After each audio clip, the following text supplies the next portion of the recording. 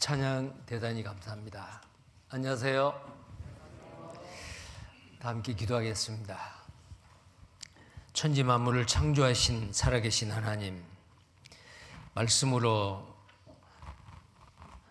우주 만물을 창조하셨듯이 또 우리 속에 새 영을 지으시기를 원하신 하나님,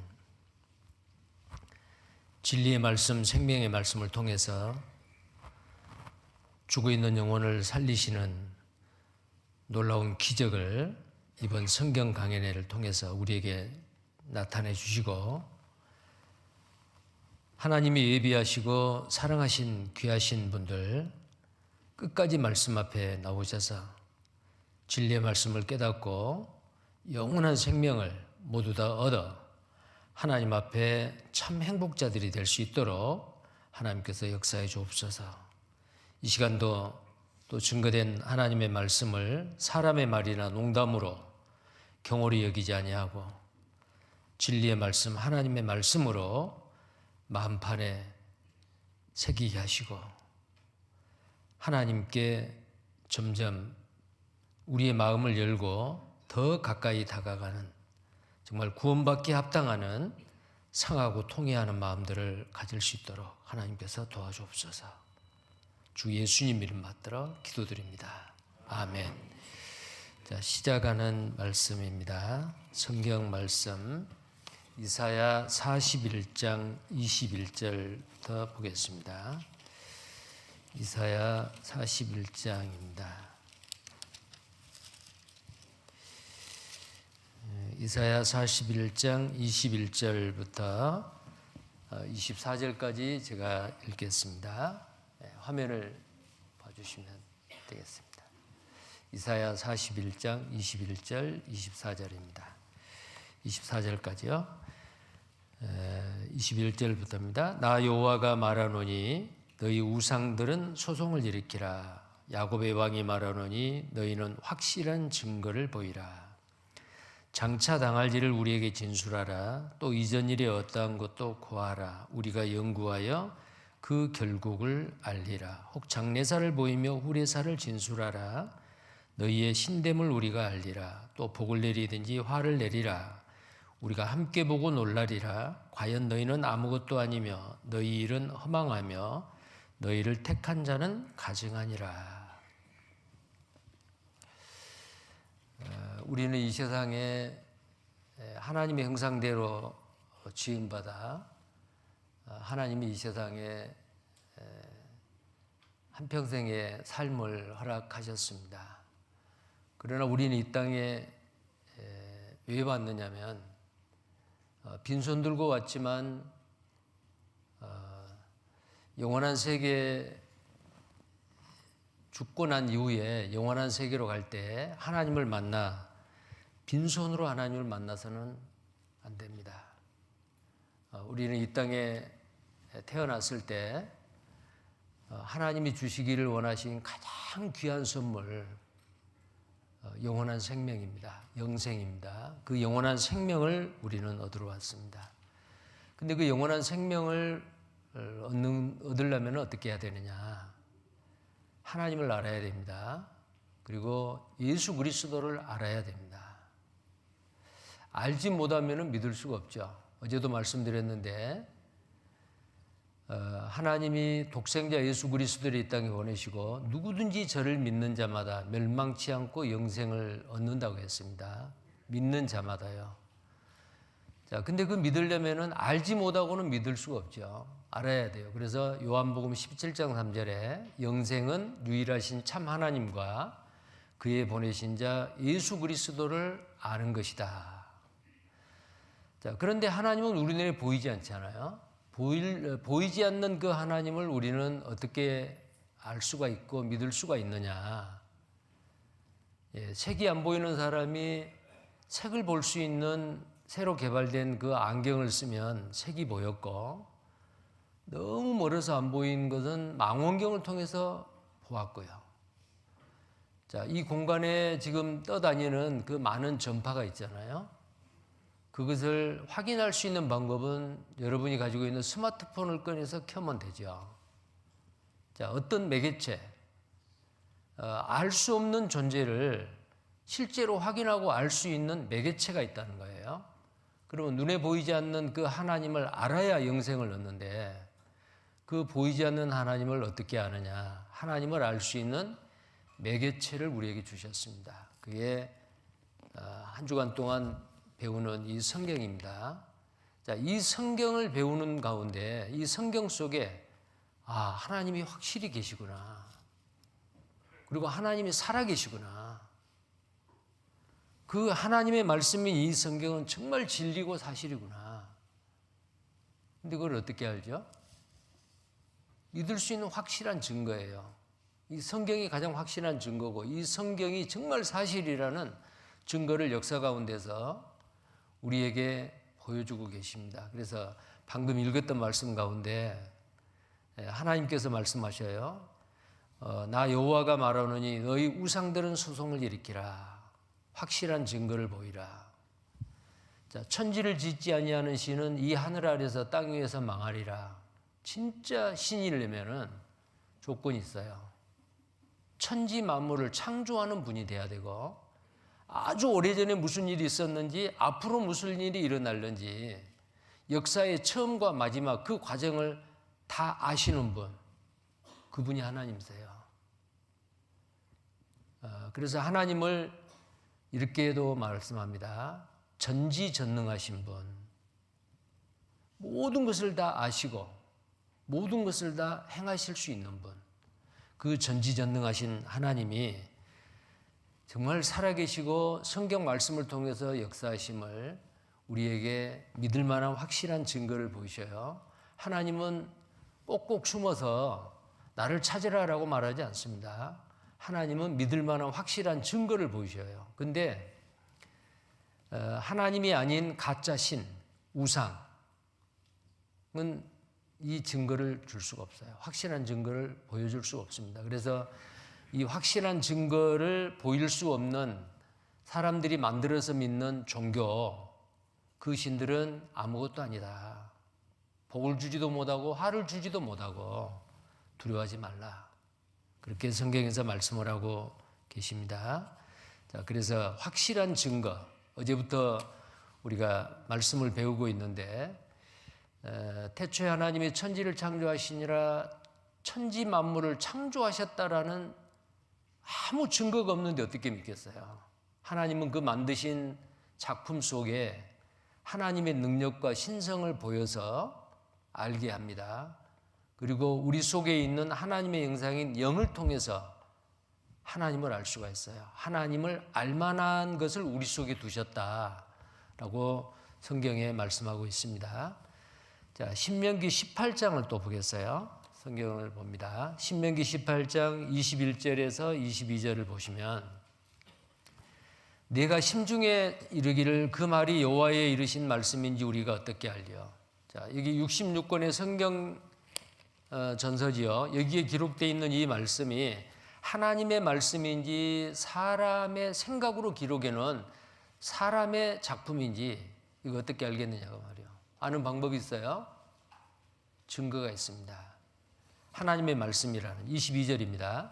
만일 선지자가 있어서 여호와의 이름으로 말한 일에 증언도 없고 성취함도 없으면 이는 여호와의 말씀하신 것이 아니요 그 선지자가 방자히 한 말이니 너는 그를 두려워 말지니라. 여기에 뭐가 없으면은요? 증언하고 그 다음에요? 증언도 없고 성취함도 없으면은 이 성경은 거짓이다 그 말이에요. 선지자를 통해서 기록했잖아요. 근데 반대로 증언도 있고 성취함도 있으면 이것은 하나님의 말씀이다. 증언이라는 게 뭐냐면은 이전 일에 어떠한 것, 아주 오래전에 무슨 일이 있었는지, 그리고 성경이 기록된 그 시점에서부터 미래의 일, 앞으로 무슨 일이 있을 것이다 라고 성경에 예언해 놨는데 그 말씀이 그 예언이 성취가 돼야 돼요. 근데 그 예언이 이루어지질 않아요. 그러면 이건 하나님 말씀 아니다 그 말이에요. 자, 그래서 이 성경 속에는 이미 지나가 버린 역사 가운데 하나님의 말씀이 사실이라는 증거가 있어요. 자, 그리고 성경이 기록된 시점에서 미래에 이런 일이 일어날 거다, 이런 일이 있을 거다라고 예언됐는데 그 예언의 말씀이 장래일이 이루어져요. 그래서 하나님이 보시는 성경은 인류의 역사책인데 성경에 그 증거들이 있다 그 말이에요. 여기 보시면 이사야 40장 26절 어제도 보았어요. 너희는 눈을 높이 들어 누가 이 모든 것을 창조하였나 보라. 정말 그 하나님은 창조주인데 창조의 증거가 있느냐고. 그 천지 만물을 창조한 것을 보는 사람 한 사람도 없어요. 그 창조의 사실을 기록한 욥이나 모세도 창조가 있을 때 그 자리에 없었어요. 아무도 하나님이 창조하신 것을 본 사람이 아무도 없어요. 근데 하나님이 말씀을 주셨어요. 기록하라고. 자, 그러면 하나님이 창조한 이 모든 피조물을 보라 그랬어요. 누가 창조했나? 분명히 말하죠. 주께서는 하나님께서는 수요대로 만상을 이끌어내시고 하나님의 말씀으로 다 창조하셨어요. 그의 크신 능력으로 하나도 빠진 것이 없다. 우리가 눈에 보이는 거 보이지 않는 거 이 땅에 이 우주에 존재하는 그 모든 것은 창조주 하나님이 다 만드셨어요. 자, 근데 그 증거들이 이미 지나간 과거의 역사 가운데 굉장히 많이 있습니다. 자, 그 중에서 몇 가지를 좀 보려고 하는데요. 먼저 우리가 살고 있는 이 지구입니다. 이 지구예요. 사람이 거할 수 있는 지구죠. 사람이 거할 수 있도록 하나님이 견고하게 만드셨다. 사람이 이 지구에서 살려면 조건이 있어요. 액체 상태의 물도 있어야 되고 마시는 공기도 있어야 되고 그다음에 이 지구에서 떨어지지 않고 붙어 있어야 돼요. 이게 지구에서 끌어당기는 중력에 의해서 우리는 앉아 있고 서 있을 수 있잖아요. 그러려면은 이 지구에서 멀리 떠나버리는 거예요. 왜 그러냐면 이 지구가 둥글지 않아요? 자, 우리는 이 지구에 서 있죠. 근데 이 지구 반대쪽에 있는 아르헨티나나 남미 쪽에서는 어때요? 우리가 생각했을 때는 거꾸로 서 있는 거예요. 지구가 둥글기 때문에 그러지 않아요? 우리는 여기 서 있다고 하면은 반대쪽에 사는 사람 거꾸로 서 있잖아요. 근데 안 떨어져요. 그러면 저 반대쪽에 있는 사람은 우리를 보고 저 사람들은 거꾸로 서 있어 그럴 거 아니에요. 땅에다가 발을 붙이고 있는데 떨어지지 않고 있습니다. 왜 그럴까요? 자, 그것을 발견한 사람이 아이작 뉴턴이라고 하는 근대 과학의 아버지입니다. 뉴턴입니다. 사과가 나무에서 떨어지는 것을 낮에 봤어요. 저 사과가 멀리 왜 지구 밖으로 도망가지 않지? 왜 땅으로 떨어질까? 그러면 여기에도 지금 보고 있는 이 사과나무는 내가 봤을 때는 반드시 서 있는데 지구 반대쪽에서는 거꾸로 서 있잖아요. 그래도 사과가 떨어져도 밖으로 안 튀어나가는 거예요. 이게 뭐냐? 그래서 만주인력의 법칙을 알아낸 거예요. 모든 물체는 끌어당기는 힘이 있다. 하나님이 그렇게 만드셨어요. 그 법칙을 만드셨어요. 자, 사람이 거할 수 있는 지구. 그래서 이런 조건들을 과학자들이 전부 다 찾아봤어요. 그랬더니 사람이 이 지구에서 사는데 필요한 조건은 약 20만 가지래요. 그 20만 가지 중에서도 몇 가지만 만약에 그 조건이 깨져버리면 사람은 이 지구에서 살 수 없습니다. 자, 욥기 26장 7절에 그는 하나님은 북편 하늘을 허공에 펴시며 땅을 공간에 다시며 땅을 공간에 달아놨다 그래요. 그리고 북편 하늘에 허공을 펴놨다라고요. 욥기 30자 이렇게 공중에다 매달아놨습니다. 우리가 살고 있는 지구지요. 공같이 둥글지 않아요? 욥기 38장 4절 5절에 내가 하나님이 땅에 기초를 놓을 때에 네가 어디 있었느냐? 내가 깨달아 알았거든 말할지니라. 누가 그 도량을 정하였느냐? 그 도량은 지구의 크기예요. 지구의 질량, 무게 누가 정했느냐? 누가 정했단 말이요? 내가 정했다. 하나님이 정했단 말이요. 누가 그 준승을 그 위에 띄웠는지 내가 아느냐? 그 준승은 뭐냐면은 여기서 말하는 준승이라는 것은 거리예요. 길입니다. 지구에서 태양까지의 거리가 약 1억 5천만 킬로미터예요. 그보다 멀어도 안 되고 가까워도 안 돼요. 태양에서 지구까지의 그 거리를 누가 정했느냐? 나 여호와 하나님이 정해놨다. 멀면은 태양에서 튕겨 나가버려요. 너무 가까우면은 태양이 끌어당겨 버려요. 빨리 돌아도 안 되고 지금보다 좀 늦게 돌아도 안 돼요. 근데 놀랍게도 이 지구는 시속 10만 8,400km로 돌고 있어요. 초속 400m, 초속 30km예요. 똑딱 하는 순간에 총알보다 30배가 더 빨라요. 365일 5시간 49분 만에 한 바퀴 돌아서 와요. 정확합니다. 사람이 만드는 시계는요, 전자시계를 하더라도, 배터리를 넣는 전자시계를 하더라도 1년이 되면은 몇 분씩 빠르거나 늦거나 해요. 근데 이 지구는 지금까지 한 번도 오차가 없습니다. 좀 늦게 달린다든지, 좀 빨리 달린다든지 없어요. 하나님 그렇게 하셨습니다. 자, 이 지구의 위치를 보세요. 1억 5천만 킬로미터. 이걸 누가 정했느냐? 내가 정했다. 그 도량을 누가 정했느냐? 내가 정했다. 지구의 질량은 59조 8천억 톤입니다. 이거 누가 이 지구를 재는 저울을 만들어서 재봤느냐? 예.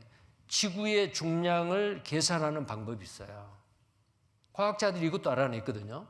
그래서 지구의 이 무게가 59조 8천억 톤이라는 것을 알아냈습니다. 이거 누가 정했느냐? 이보다 더 무거워도 안 되고 가벼워도 안 돼요.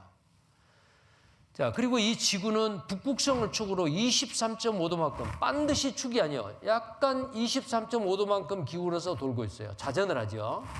만약에 23.5도만큼 기울어져 있지 않으면은 바다의 물은 전부 다 지구 밖으로 다 나가버려요. 사람은 살 수 없어요. 23.5도만큼 기울어져서 공전을 하기 때문에 한 계절은 남반구를 데워주고 한 번은 북반구를 데워줘요. 그래서 사계절이 있는 겁니다. 만약에 23.5도가 이 기울기가 지축이 이렇게 기울어지지 않고 반드시 만약에 돌고 있다. 사람 살 수 없어요. 자, 이것도 하나님이 그렇게 정해 놓으셨습니다. 자, 자전을 합니다. 23시간 56분 4초 만에 지구가 자전을 해요. 팽이가 돌듯이 뱅글뱅글 돕니다. 이때 초속이 약 463km, 음속보다 빠르죠. 굉장히 빠르게 돌고 있습니다. 공전을 하는데 10만 7,160km였는데요. 여기에 초속은 거의 약 30km, 365일 5시간 49분 만에 태양을 한 바퀴 돌고 제자리에 옵니다. 자, 이것이 우연이 됐느냐. 그리고 태양의 주변에는 9개 행성이 있고 그 행성의 주변을 돌고 있는 위성이 약 40개가 있어요. 지구를 돌고 있는 위성이 달이에요. 달이 없으면 생명체가 살 수 없습니다. 바닷물은 고여서 썩어버려요. 달의 인력에 의해서 하루에 2번씩 밀었다 당겼다 함으로 밀물과 썰물 현상이 일어나죠. 자, 근데 이 태양에서 지구까지 1억 5천만 킬로미터인데 그 안에가 수성도 있고 금성도 있어요. 그리고 밖으로는 화성이 있어요. 목성이 있고 토성이 있고 9개 행성이 돌고 있습니다. 근데 유난히 지구가 돌고 있는 이 궤도에서만 생명체가 존재합니다. 좀 안으로 가면은 뜨거워서 못 살고 좀 밖으로 나가면 얼어서 못 살고 꽁꽁 얼어버려요. 자, 이 지구를 이렇게 이 궤도를 돌도록 하신 분이 하나님이시다라는 겁니다. 그는 땅이 궁창에 앉았다. 이 땅 위라고 하는 것은 지구의 둥근 서클, 이 서클이라는 것이 원이라는 뜻이거든요. 땅이 둥글다라는 것을 이렇게 표현을 했고, 욥기 38장 14절에 땅이 변하여 진흙에 인친 것 같고, 옛날에 도장은 이렇게 굴렀습니다. 마치 지구가 굴러가듯이, 자전하듯이 말이요. 이 지구의 자전을 그렇게 표현한 거예요. 이렇게 보세요. 여기 그림을 한번 봐보세요. 자, 옛날 도장은 이렇게 원통형 도장이었는데 딱 굴리면은 도장이 찍어지지요. 그럼 진흙에다가 굴려서 똑같은 거 2개를 만들어서 불에다 구워가지고 계약자들이 나눠서 가지고, 이게 계약이에요. 계약을 할 때의 도장입니다. 그래서 이 지구는 진흙에 도장을 찍는 것 같다, 돈다 그 말이에요. 지구가 자전한 것을 이야기합니다. 자, 도장을 이렇게 굴리듯이 이 지구가 둥글게 자전한다 라는 것을 성경에서 이렇게 표현을 합니다. 그래서 이 지구에는 약 20만 가지의 조건을 갖추고 사람이 살고 있습니다. 하나님이 그렇게 하신 거예요. 그래서 이사야 45장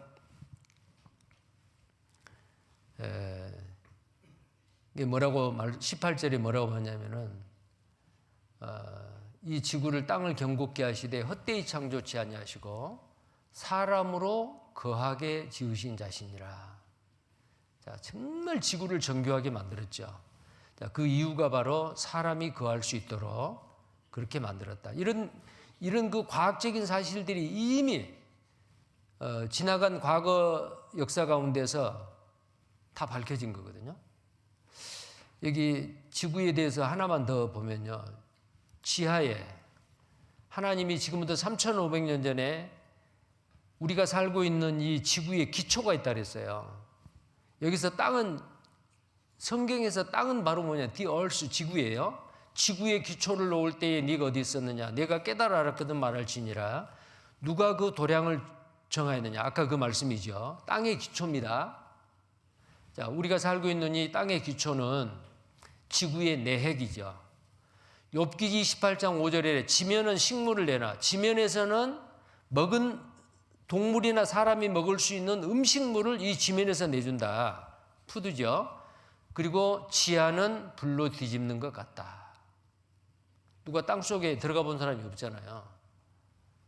그런데 3,500년 전에 이 지구의 지하는 불로 뒤집는 것 같다. 자, 이것을 알게 된 게 우리 시대예요. 마그마가 있죠. 지표 그 안에는 마그마가 있고 외핵이 있고 그 안에 가장 가운데는 내핵이 있는데 불로 되어 있습니다. 지구 내부는 어떻게 생겼을까? 지진파를 통해서 알았습니다. 자, 여기에 멘틀이 있고 외핵이 있고 내핵인데 전부 다 불이에요. 근데 여기 내핵은 지구의 기초인데 가장 무거운 비중이 큰 물질로 되어 있습니다. 그래서 지구의 제일 밑에 깔아앉아 있어요. 근데 그 내핵이 지구의 자전 속도보다 좀 빠르게 돌고 있어요. 이 내핵이 돌기 때문에 지구는 거대한 자석입니다. 이 자석의 힘에 의해서 그 자석을 지작이라고 하는데요. 이 자석의 힘에 의해서 태양에서 수십만 킬로미터로 초속 수십만 킬로미터로 불어오고 있는 태양풍을 밖으로 밀어내고 있어요. 만약에 태양풍이 그대로 들어오면은 이 지구는 액체 상태로 포스코의 그 용광로에 있는 쇠물로 같이 다 녹아버립니다. 우리가 어떻게 살겠어요? 그 태양풍이 오지 못하도록 밀어내는 역할을 이 내핵이 자전함으로 인해서 생기는 그 힘, 자석의 힘으로, 지구의 자석의 힘. 그래서 지구는 N극과 S극이 있잖아요. 자, 지구 중심 온도 7,173도라는 게 확인이 됐어요. 내핵이 지금도 움직이고 있기 때문에 자기장이 생긴다. 지구의 기초가 움직이고 있어요. 이 기초를 누가 만들었느냐? 하나님이 만드셨어요. 근데 이 지구의 내핵을 알게 된 게 언제냐? 1936년이에요. 잉겔 레만이라고 하는 이 여자 지구 과학자입니다. 이 여자 과학자가 최초로 내핵이 있다는 걸 알아냈어요. 우리 시대죠. 1936년이니까요. 불과 100년도 안 됐어요. 지금부터 한 90여 년 전에 지구에 기초가 있다는 걸 알아냈어요. 내핵도 모터처럼 회전해요. 자전을 합니다. 자석으로 된 지구, 그 내핵이 움직이기 때문에 자석의 힘이 생겨서 이 지작에 의해서 태양에서 오는 이 뜨거운 열풍을, 태양풍을 밀어내고 있어요.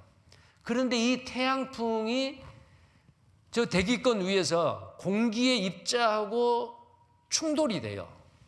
지구까지는 못 오는데 그때 생긴 게 뭐냐면 오로라예요. 여기 보시면요.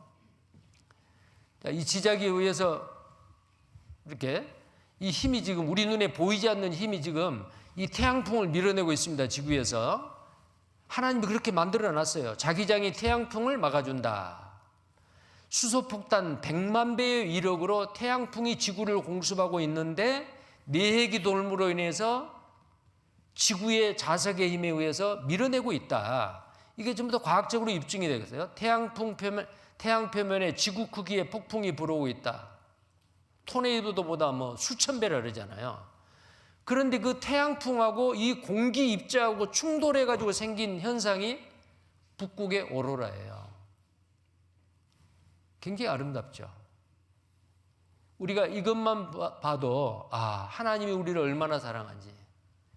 만약에 지구에 자기장이 없고 지구에 내핵이 없다면은 우리는 다 죽었네.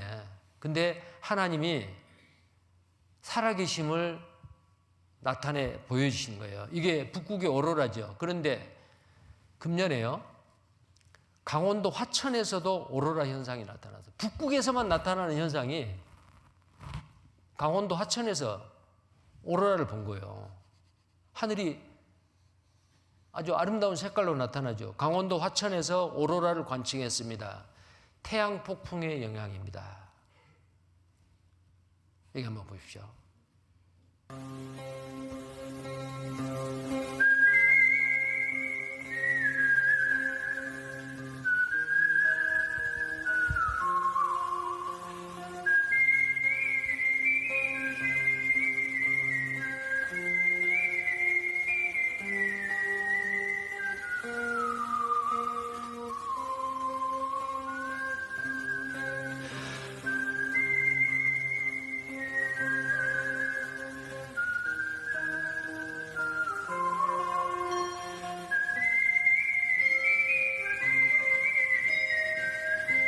자, 이 북극의 오로라, 이 오로라를 잘 볼 수 있는 게 북극입니다. 근데 우리나라 강원도에서도 발견됐다. 금년에요. 이것은 성경에서 3,500년 전에 기록한 내가 땅에 기초를 놓을 때 네가 어디 있었느냐. 하나님이 지구에서 사람이 살 수 있도록 땅의 기초를 이미 만드시고 그 기초인 내핵이 돌도록 하나님께서 만들어놨어요. 그것 때문에 거대한 자석의 힘이 생겨서 태양풍을 밀어내고 있다. 그래서 우리가 살고 있는 거예요. 자, 왜 이렇게 20만 가지 조건을 갖춰서 하나님이 이 지구를 만들었느냐? 사람을 위해서요. 우리를 위해서입니다. 왜죠? 사랑하기 때문에. 그럼 이 땅에서 몇십 년 살다가 그냥 죽어서 끝으로 마지막에 가서는 죽어서 끝나는 것으로 우리 사람을 만들었냐? 아니요. 하나님과 같이 영원히 천국에서 살 수 있도록 이 지구에다가 만들었는데 천국에 가서 영원히 살려면은 자격을 갖춰야 돼요. 그게 뭐냐면 하나님 말씀을 믿고 순종해야 되는데 에덴 동산에서 아담 하와가 하나님 말씀을 믿지 않냐고 불순종함으로 하나님의 사랑의 짝이 될 수 있는 자격을 잃어버린 거예요. 그럼 하나님이 거기서 인류 역사를 끝내느냐? 아니요. 아담이 실패했던 거, 아담 이후로 태어난 모든 사람에게 다시금 하나님의 사랑의 짝이 될 자격을 얻을 수 있도록 하나님이 준비하신 거예요. 자, 그게 바로 에덴 동산에서의 선악과의 시험과 같이 생명과를 먹어야 되는데 생명이신 영원한 생명이신 예수 그리스도를 이 땅에 보내시고 예수님을 믿느냐 안 믿느냐, 생명과를 먹느냐 선악과를 먹느냐, 그건 자유지요. 예수를 믿느냐 안 믿느냐, 그것도 자유지요. 그러나 끝까지 하나님은 참으시고 모든 사람이 천국 갈 수 있도록 참고 기다리고 계셔요. 이번에 여러분들은 그 생명이신 예수 그리스도를 믿음으로 영원한 생명을 얻어 천국에서 영원히 살 수 있는 기회를 얻는 겁니다. 이번 기회를 놓치시면 안 됩니다. 자, 여기에 잠깐 이 영상도 하나 보시겠어요?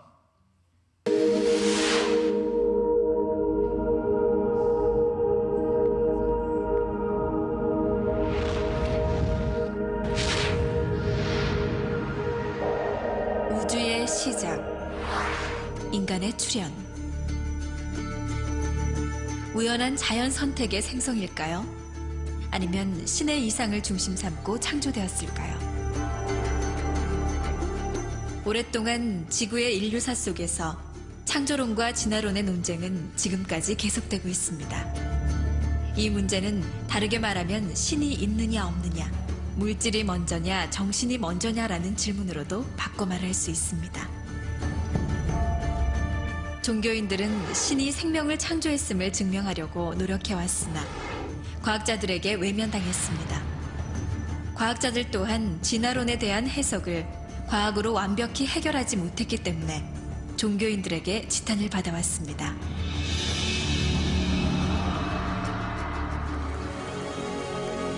자연에는 저절로 되는 것들이 아주 많습니다. 그러나 저절로 되는 것처럼 보이는 자연 현상들 속에는 실제로 우리가 알지 못하는 우주의 규칙적인 방향성이 있습니다. 나는 새, 나비, 벌 등을 볼 때, 흐르는 물이나 솟아있는 산봉우리를 볼 때 등 대자연의 동식물들은 생태계 속에서 모두 각자 나름대로 사는 목적이 있습니다.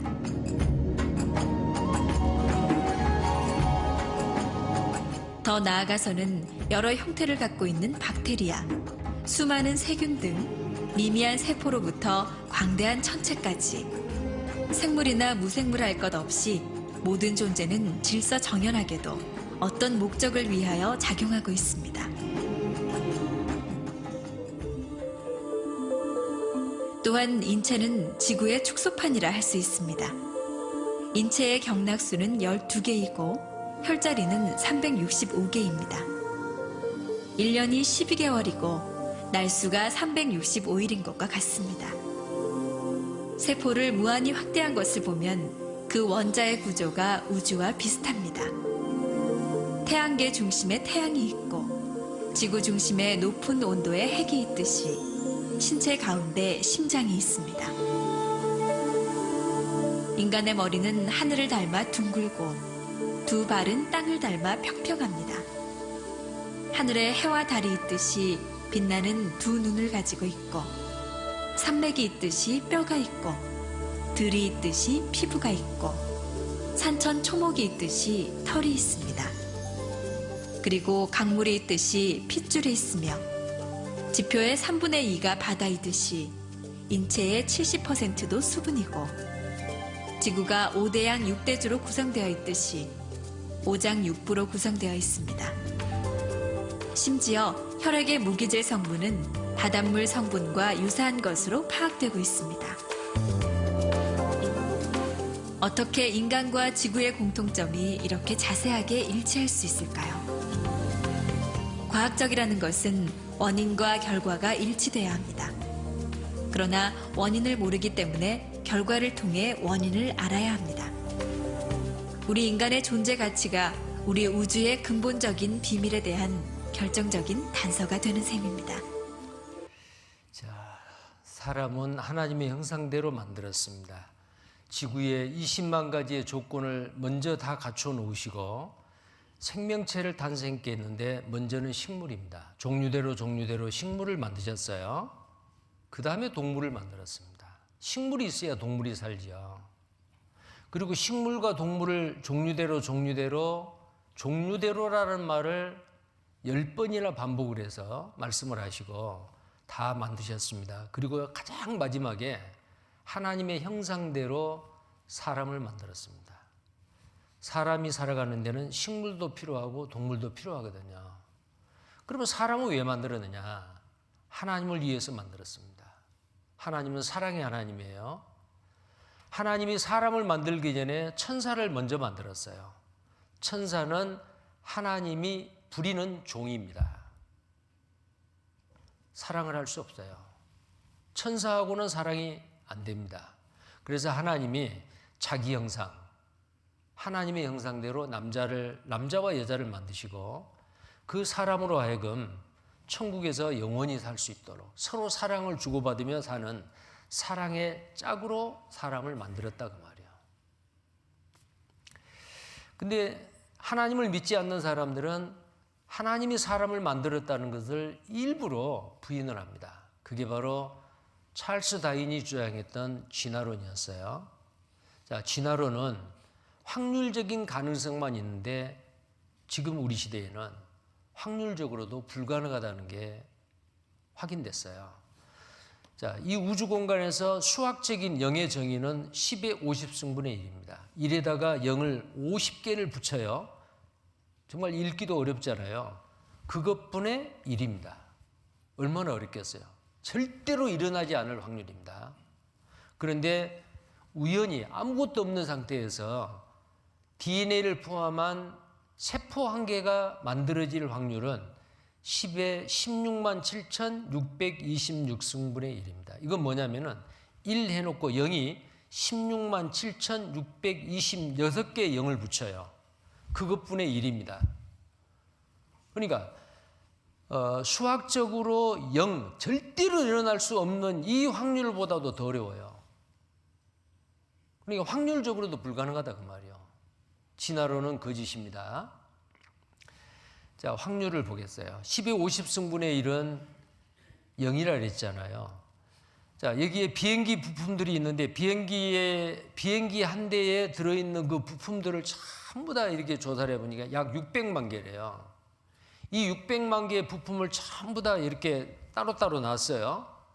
그래가지고 이렇게 조립하기 전에 쌓아놨는데 태풍이 불어가지고 그 600만 개의 부품들이 하늘로 올라갔어요. 그래서 그 바람이 부니까 자기들끼리 막 맞춰져가지고 대한항공이 하나 만들어져가지고 툭 떨어졌다. 가능할까요? 근데 그 확률이 얼마인가 보세요. 자, 올라갑니다 지금. 자, 그래가지고 이 대한항공 이 비행기가 한 대 조립이 됐어요. 태풍이 불어서 비행기로 조립될 확률이 얼마냐? 10의 4만 승분의 1이에요.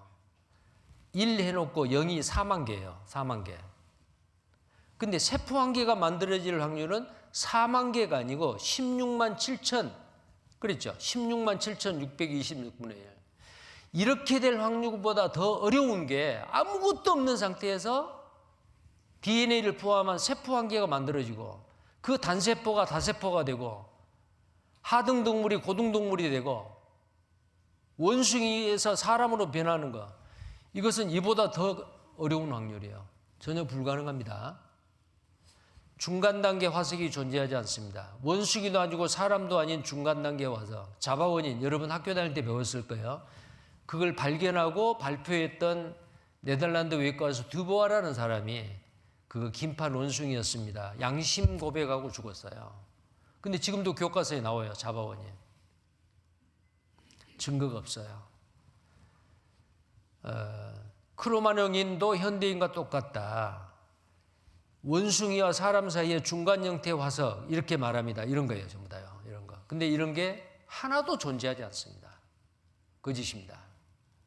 지금 우리의 모습이 현생 인류하고 원숭이에서 일이 진화되는 과정에서 원숭이도 아니고 사람도 아닌 중간 형태의 화석, 이런 화석이 하나도 없어요. 진화론은 거짓입니다. 다 이렇게 밝혀졌잖아요. 멸종된 침팬지, 긴팔 원숭이, 사람 턱뼈 조리. 자, 원숭이하고 현생 인류는 전혀 다르고요. 염색체도 다르고 DNA도 다르고 모든 게 다릅니다. 원숭이하고 사람하고는 전혀 달라요.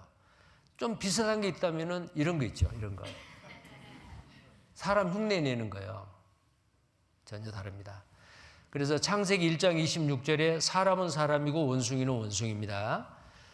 자, 하나님이 가라사대 창세기 1장 26절에 우리의 형상을 따라 우리의 모양대로 우리가 사람을 만들고 바다의 고기와 공중의 새와 육축과 온 땅과 땅에 기는 모든 것을 다스리게 하자 하시고, 여기에 하나님이 내가 나의 형상을 따라 나의 모양대로 내가 사람을 만들고 그걸 안 했어요. 왜 우리라고 했을까요?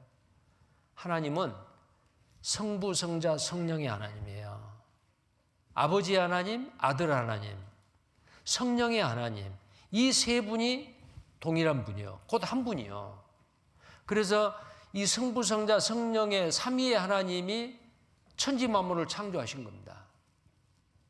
근데 그 삼위의 하나님, 세 위치에 계신 하나님인데 곧 한 분입니다. 근데 거기에 아들 하나님이 육신을 입고 이 지구에 내려오셨어요. 그분이 바로 예수 그리스도예요. 예수 그리스도, 그분은 창조주입니다. 전능자요.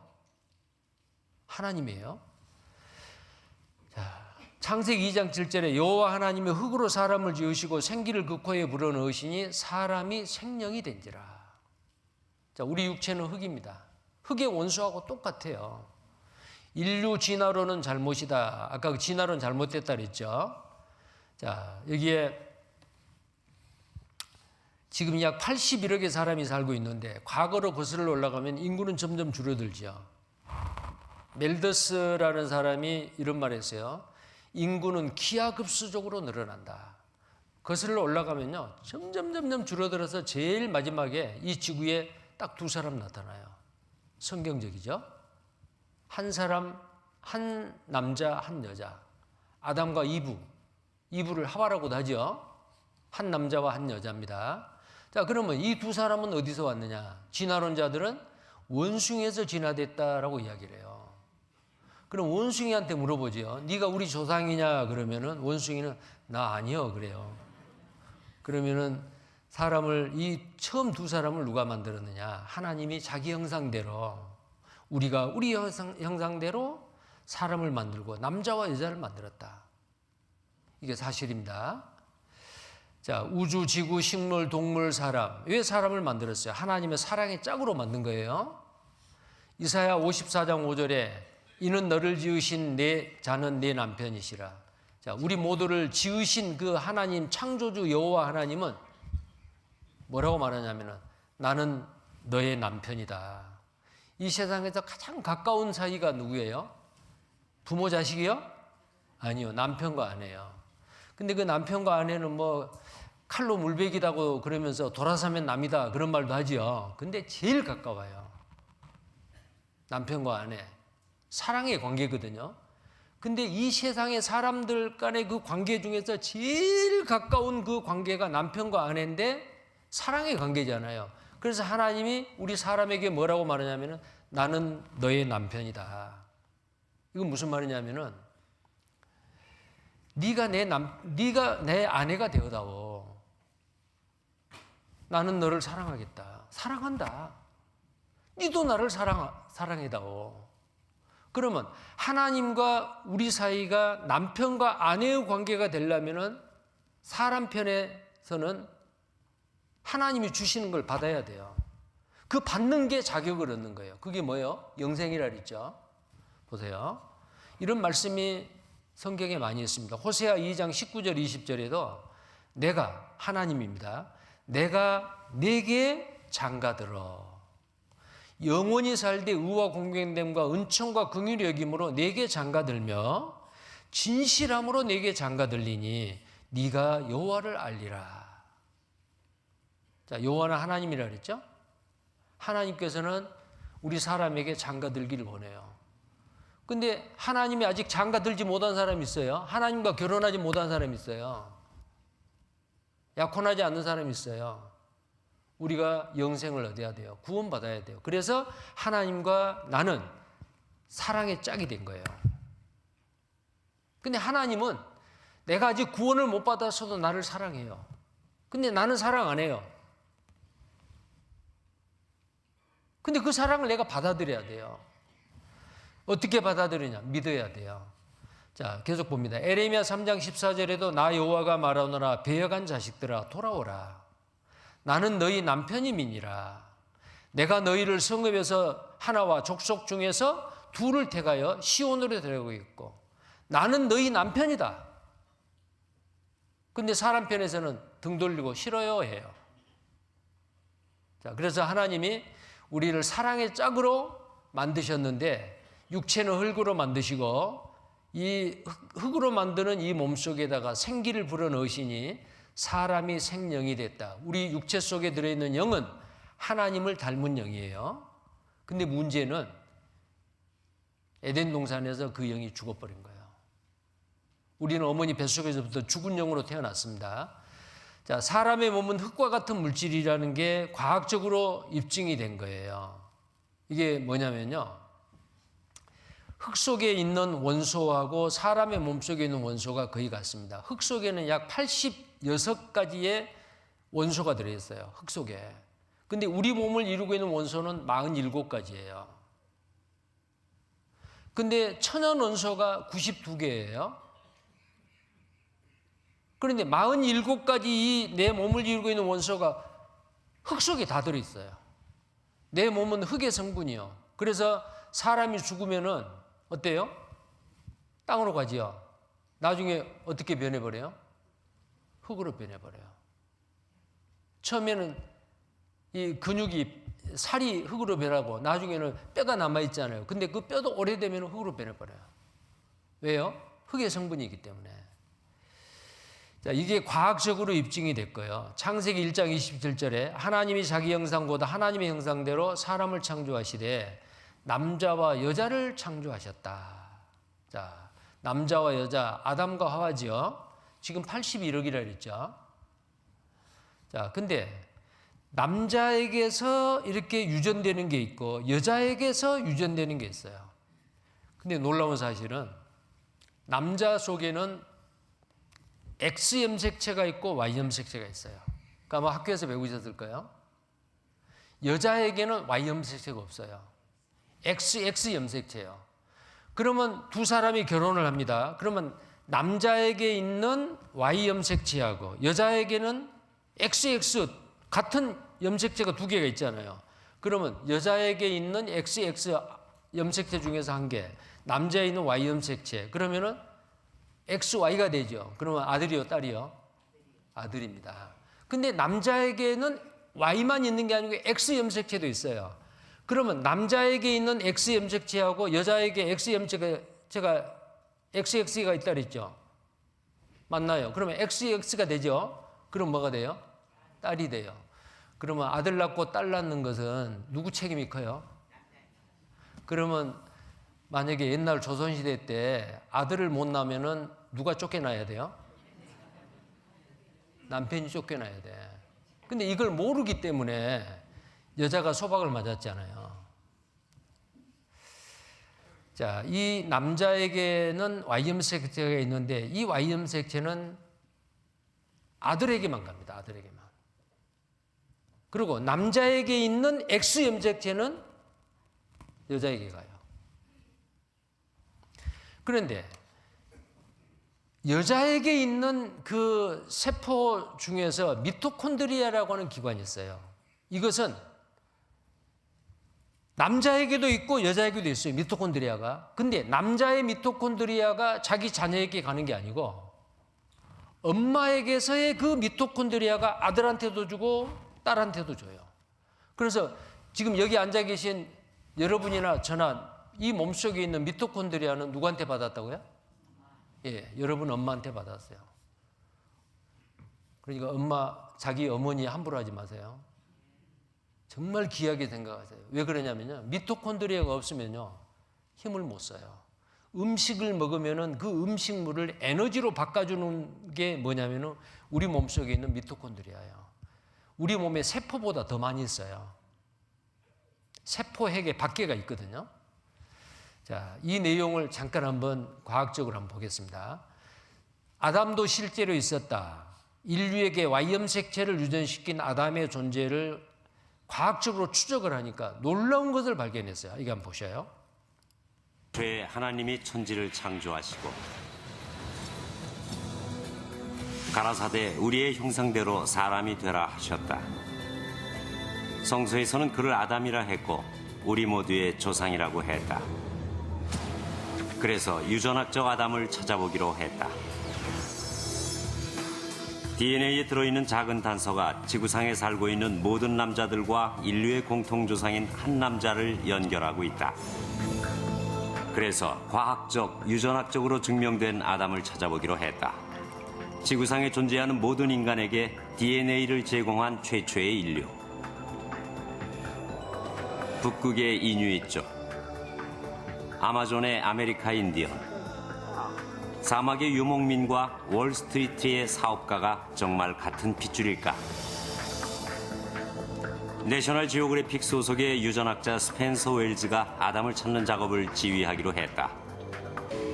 한편 파테섬의 그 남자에게서 나온 Y 염색체는 마지막 단서를 제공하고 있었다. 이 Y 염색체를 전 세계에서 채취한 수천 명의 염색체와 비교했다. 그 결과 엄청난 사실을 발견했다. 모든 Y 염색체에 존재하고 있으며 현재 전 세계 모든 남자들에게 있는 변종을 찾아낸 것이다. 우리가 찾고 있던 공통의 변종이었다. 우리는 DNA 추적을 통해 나무의 뿌리에 도달할 수 있었다. 모든 가지가 한 남자, 한 Y 염색체와 연결돼 있었다. 자, 방금 그 나레이터가 엄청난 것을 발견했다 그러잖아요. 엄청난 거. 이건 놀라운 거거든요. 이 세상에 있는 모든 남자에게 있는 Y 염색체는 한 남자에게서 왔다 그 말이에요. 이게 과학적으로 밝혀지잖아요. 자, 그리고 여자를 만들 때는 하나님이 그 처음 남자 아담을 깊이 잠들게 하신 후 보세요. 창세기 2장 21절 22절에 여호와 하나님이 아담을 깊이 잠들게 하시니 잠들매 깊이 잠이 들었어요. 얼마나 깊이 잠이 들었는가 보세요. 그가 하나님이 그 갈빗대 하나를 취하고 살로 대신 채우시고 누구 갈빗대를 취한 거예요? 아담의 갈빗대를 취한 거예요. 그러면 이 갈비뼈가 양쪽에 있잖아요. 근데 그 중에서 갈비뼈 하나를 하나님이 빼냈어요. 근데 그래도 잠이 안 깬 거예요. 얼마나 깊이 잠들었겠어요. 자, 그리고 그 갈비뼈 하나를 가지고 여자를 만들었다 그랬잖아요. 이게 오늘날 과학적으로 여러분 그 복제라는 거 들어보셨어요? 세포 한 개를 딱 떼가지고 양을 만들어요. 이게 과학적으로 가능해요. 그 과학 자체를 만드신 하나님이 그거 못하겠어요? 우리 몸에서 세포가 가장 잘 재생되는 세포가 갈비뼈랍니다. 그래서 수술을 할 때 어디에가 손상이 됐어요. 그러면 갈비뼈에서 세포를 뽑아내서 그것을 재생을 시켜서 갖다 붙여요. 그러면 갈비뼈는 잘라내도 또 길어나요. 여호와 하나님이 아담에게 취하신 그 갈빗대로 여자를 만드시고 그를 아담에게 이끌어 오셨다. 자, 인체에는 206개의 뼈가 있습니다. 성인은 206개요. 근데 그 중에 24개가 갈비뼈예요. 오른쪽, 왼쪽이 12개씩. 그러면은 아담의 갈비뼈를 하나 빼냈기 때문에 23개가 남자는 세보세요 한번. 24개입니다. 하나님이 빼냈어도 이 갈비뼈는 이래요. 보세요. 인체의 206개 뼈 중에서 오직 갈비뼈만 재생 가능하다. 다른 뼈는 자르면 안 길어납니다. 근데 갈비뼈는 잘라내도 길어나요. 그러니까 아담의 갈비뼈를 하나 뺐어도 나중에 그 아담의 갈비뼈가 없어서 23개가 된 게 아니고 24개가 된 겁니다. 왜요? 또 길어났다니까요. 재생 가능하다. 이게 오늘날 과학으로 밝혀진 사실이에요. 갈비뼈 안에 무엇이 있나요? 골수세포가 있어서 손상된 장기나 조직도 회복, 재생 가능하다. 자, 옛날 그러면 깊이 잠들었다라는 게 뭐겠어요? 마취죠. 하나님이 마취를 시킨 거예요. 그래서 이 마취제가 개발되기 전에는요, 수술을 어떻게 했느냐면은 수술 받을 환자를 꽁꽁 묶어놓고 그 아픔이 최소화되기 위해서 그 아픈 부위를 순간적으로 잘라내야 되잖아요. 이게 수술기고요. 순간적으로 잘라내야 돼요. 그래도 얼마나 아프겠어요. 그래서 옛날에 수술 받고 비록 생명이 살 수 있었다 할지라도 그 트라우마로 평생 동안 고생했겠죠. 톱으로 잘라버린다든지 낫으로 친다든지. 이게 수술 도구입니다. 이게 지금 그 마취제가 개발되기 전에 사람들 수술하는 장면을, 이때는 카메라가 없었기 때문에 화가가 옆에서 스케치해가지고 이게 실제로 그때 당시에 수술 장면을 그려놓은 거예요. 톱으로 썰죠. 공포에 떨고 있는 이 수술 받는 이 환자 봐보세요. 실제로 이랬거든요. 근데 이 수술 장면을 보았던 영국 스코틀랜드의 29살 먹은 제임스 심프슨이라고 하는 산부인과 의사가요. 고통받지 않고 수술을 받을 수 있는 방법은 없을까? 기도했어요. 그런데 딱 어디를 보냐면은 아까 아담을 깊이 잠들게 하신 후 갈비뼈 하나를 취해서 누구를 만들었다고요? 여자를 만들었다 그랬죠. 갈비뼈 하나를 취해도 너무너무 깊이 잠들어가지고 아프지 않고 갈비뼈 하나를 빼냈다. 이건 틀림없이 마취다. 그래서 그 말씀에 영감을 받아가지고 클로로포름이라는 마취제를 처음으로 개발한 사람이 바로 누구냐면은 이 사람이에요. 제임스 심프슨이라고 하는 스코틀랜드의 산부인과 의사입니다. 이때가 1847년이요. 200년도 안 됐죠. 지금부터 한 180여 년 전에 이 마취제를 최초로 개발을 했습니다. 이 사람이, 이 의사가. 그리고 그 마취제로 제일 먼저 영국의 엘리자베스 여왕이 임신을 해가지고 난산을 했대요. 아이를 못 낳는 거예요. 그래서 그 클로로포름이라는 마취제를 투여해가지고 수술로 아기를 낳았대요. 자, 이 사람이 만약에 이걸 개발하지 못하고 아직까지도 마취제가 개발하지 못했으면은 지금도 어때요? 꽁꽁 뭉그러고 수술 받겠죠. 자, 근데 이분은 성경 말씀에 영감을 받아서 이걸 개발했다 그 말이에요. 제가 금년 6월 7월 달인가요? 영국을 갔어요. 영국에 이제 선교를 갔는데 그 안내하신 분이 이제 거리를 지나가는데 여기에 그 마취제를 개발했던 제임스 심프슨 동상이 있다 그래요. 깜짝 놀랐어요. 아, 그래요? 그리고 이제 이 밑에 안에를 들어가 보니까 정말 마취제를 개발한 제임스 심프슨 경이라고 써져 있어요. 이게 이거 뭐 그 내용이에요. 이게 Sir 제임스 영 심프슨, 마취제를 개발한 사람이라고 이 밑에 이렇게 써 있습니다. 그래서 저희들이 그 선교팀에 가서 사진을 찍고 그랬는데요. 이 성경은 사실이에요. 성경은 사실입니다. 그 다음에 인류는 한 여자로부터 왔다 그랬죠. 미토콘드리아 유전이 이제 모녀에게만 내린다. 모녀 간에만 내린다 그 말은 엄마가 아들에게도 주고 딸에게도 주고 또 그 딸이 막 결혼하면은 또 아들 딸에게 주고 그래서 전 인류는 한 여자에게서 미토콘드리아가 온 인류에게 다 유전된 거예요. 이것을 아는 것도 정말 놀라운 발견이에요. 진화된 게 아닙니다. 한 남자와 한 여자로 말미암아 전 인류가 지금 이 땅에 살고 있어요. 보세요. 는 특별히 세포 핵의 바깥에 위치해 있으면서 우리 몸에 반드시 필요한 에너지를 만드는 작은 발전소 같은 것입니다. 이 미토콘드리아 DNA는 오직 어머니에게서만 유전이 됩니다. 과학자들은 미토콘드리아 DNA는 거의 변화하지 않기 때문에 인간의 족보를 파악하는데 사용할 수 있는 증거가 되고 또 인류의 기원까지도 살펴볼 수가 있게 되는 것이죠. 하지만 제 몸에 있는 이 미토콘드리아는 저의 어머니에게서 왔고 저의 어머니의 미토콘드리아는 외할머니에게서 왔고 이런 식으로 어머니의 어머니를 따라 거슬러 올라가면 인류의 시작인 미토콘드리아의 이부를 우리는 만날 수 있게 됩니다. 이 미토콘드리아 DNA에 대한 연구는 1987년부터 시작되었습니다. 버클리의 학자들이 미토콘드리아 DNA에 대한 연구를 시작했죠. 이 학자들은 전 세계 서로 다른 나라에 살고 있는 147명의 미토콘드리아 DNA 샘플을 채취해서 그것들을 비교했습니다. 근데 너무너무 놀라운 연구 결과가 나왔습니다.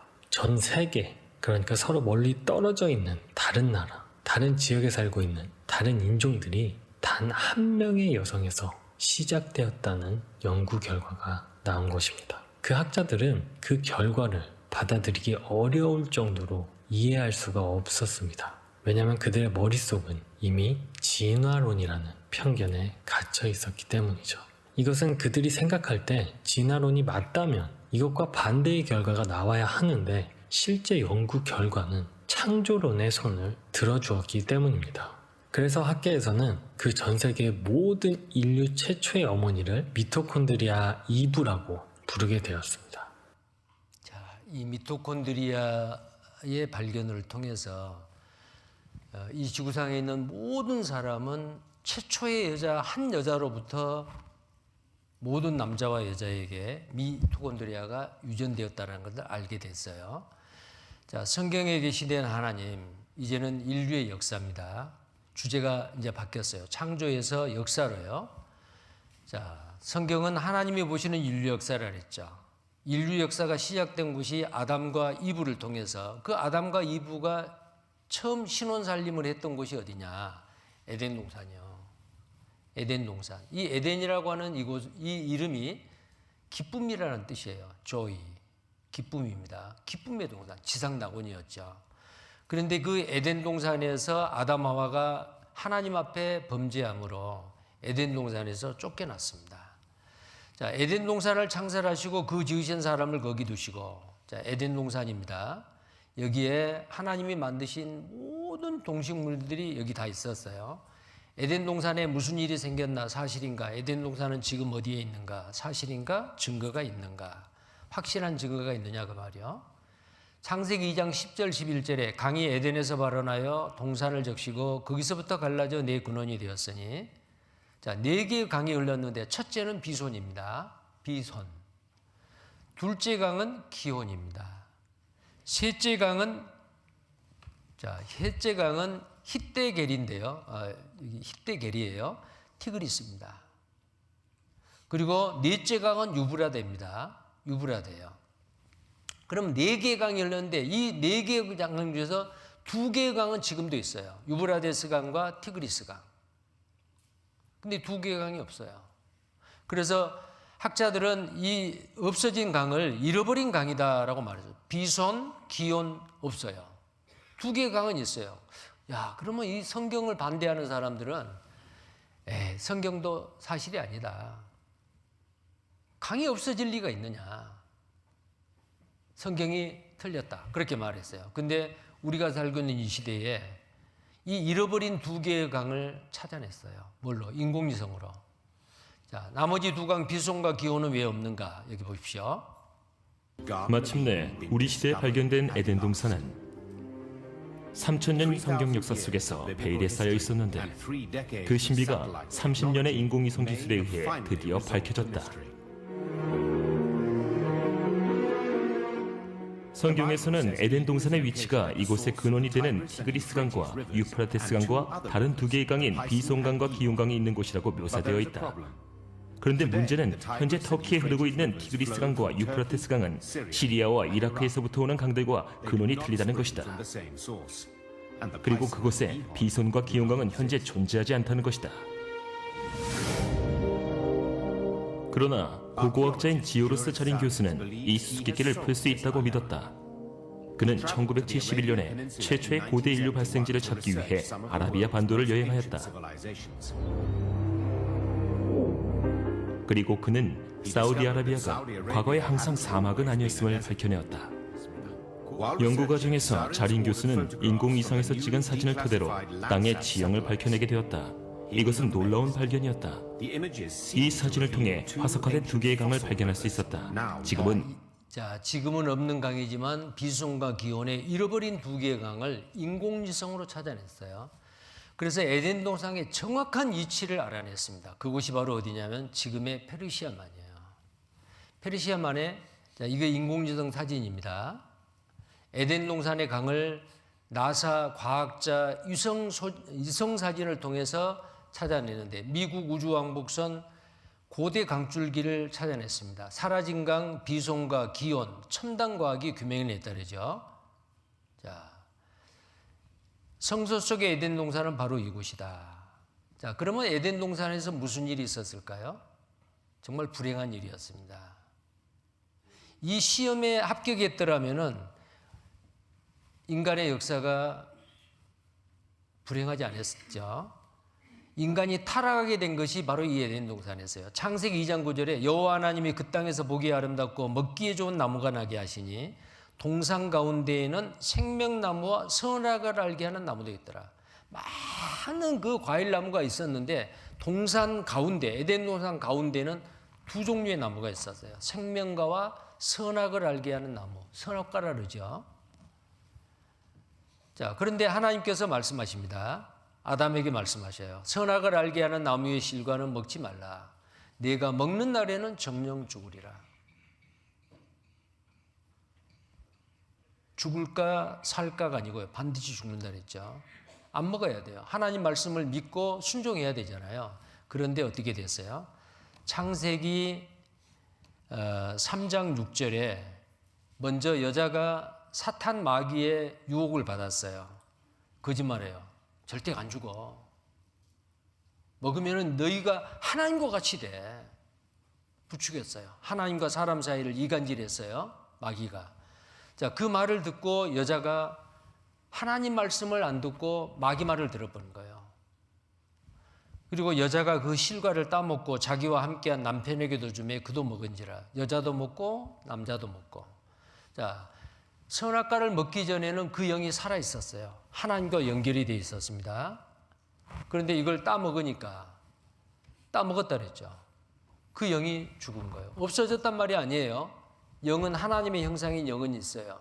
하나님과 연결되어 있는 아담 하와의 영이 선악과를 먹는 순간에 단절된 거예요.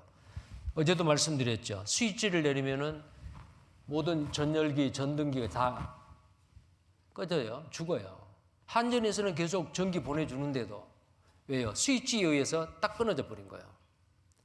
그러면은 아담 하와의 영이 하나님과의 관계에서 끊어진 건 뭐냐? 이 스위치와 같은 죄요, 죄.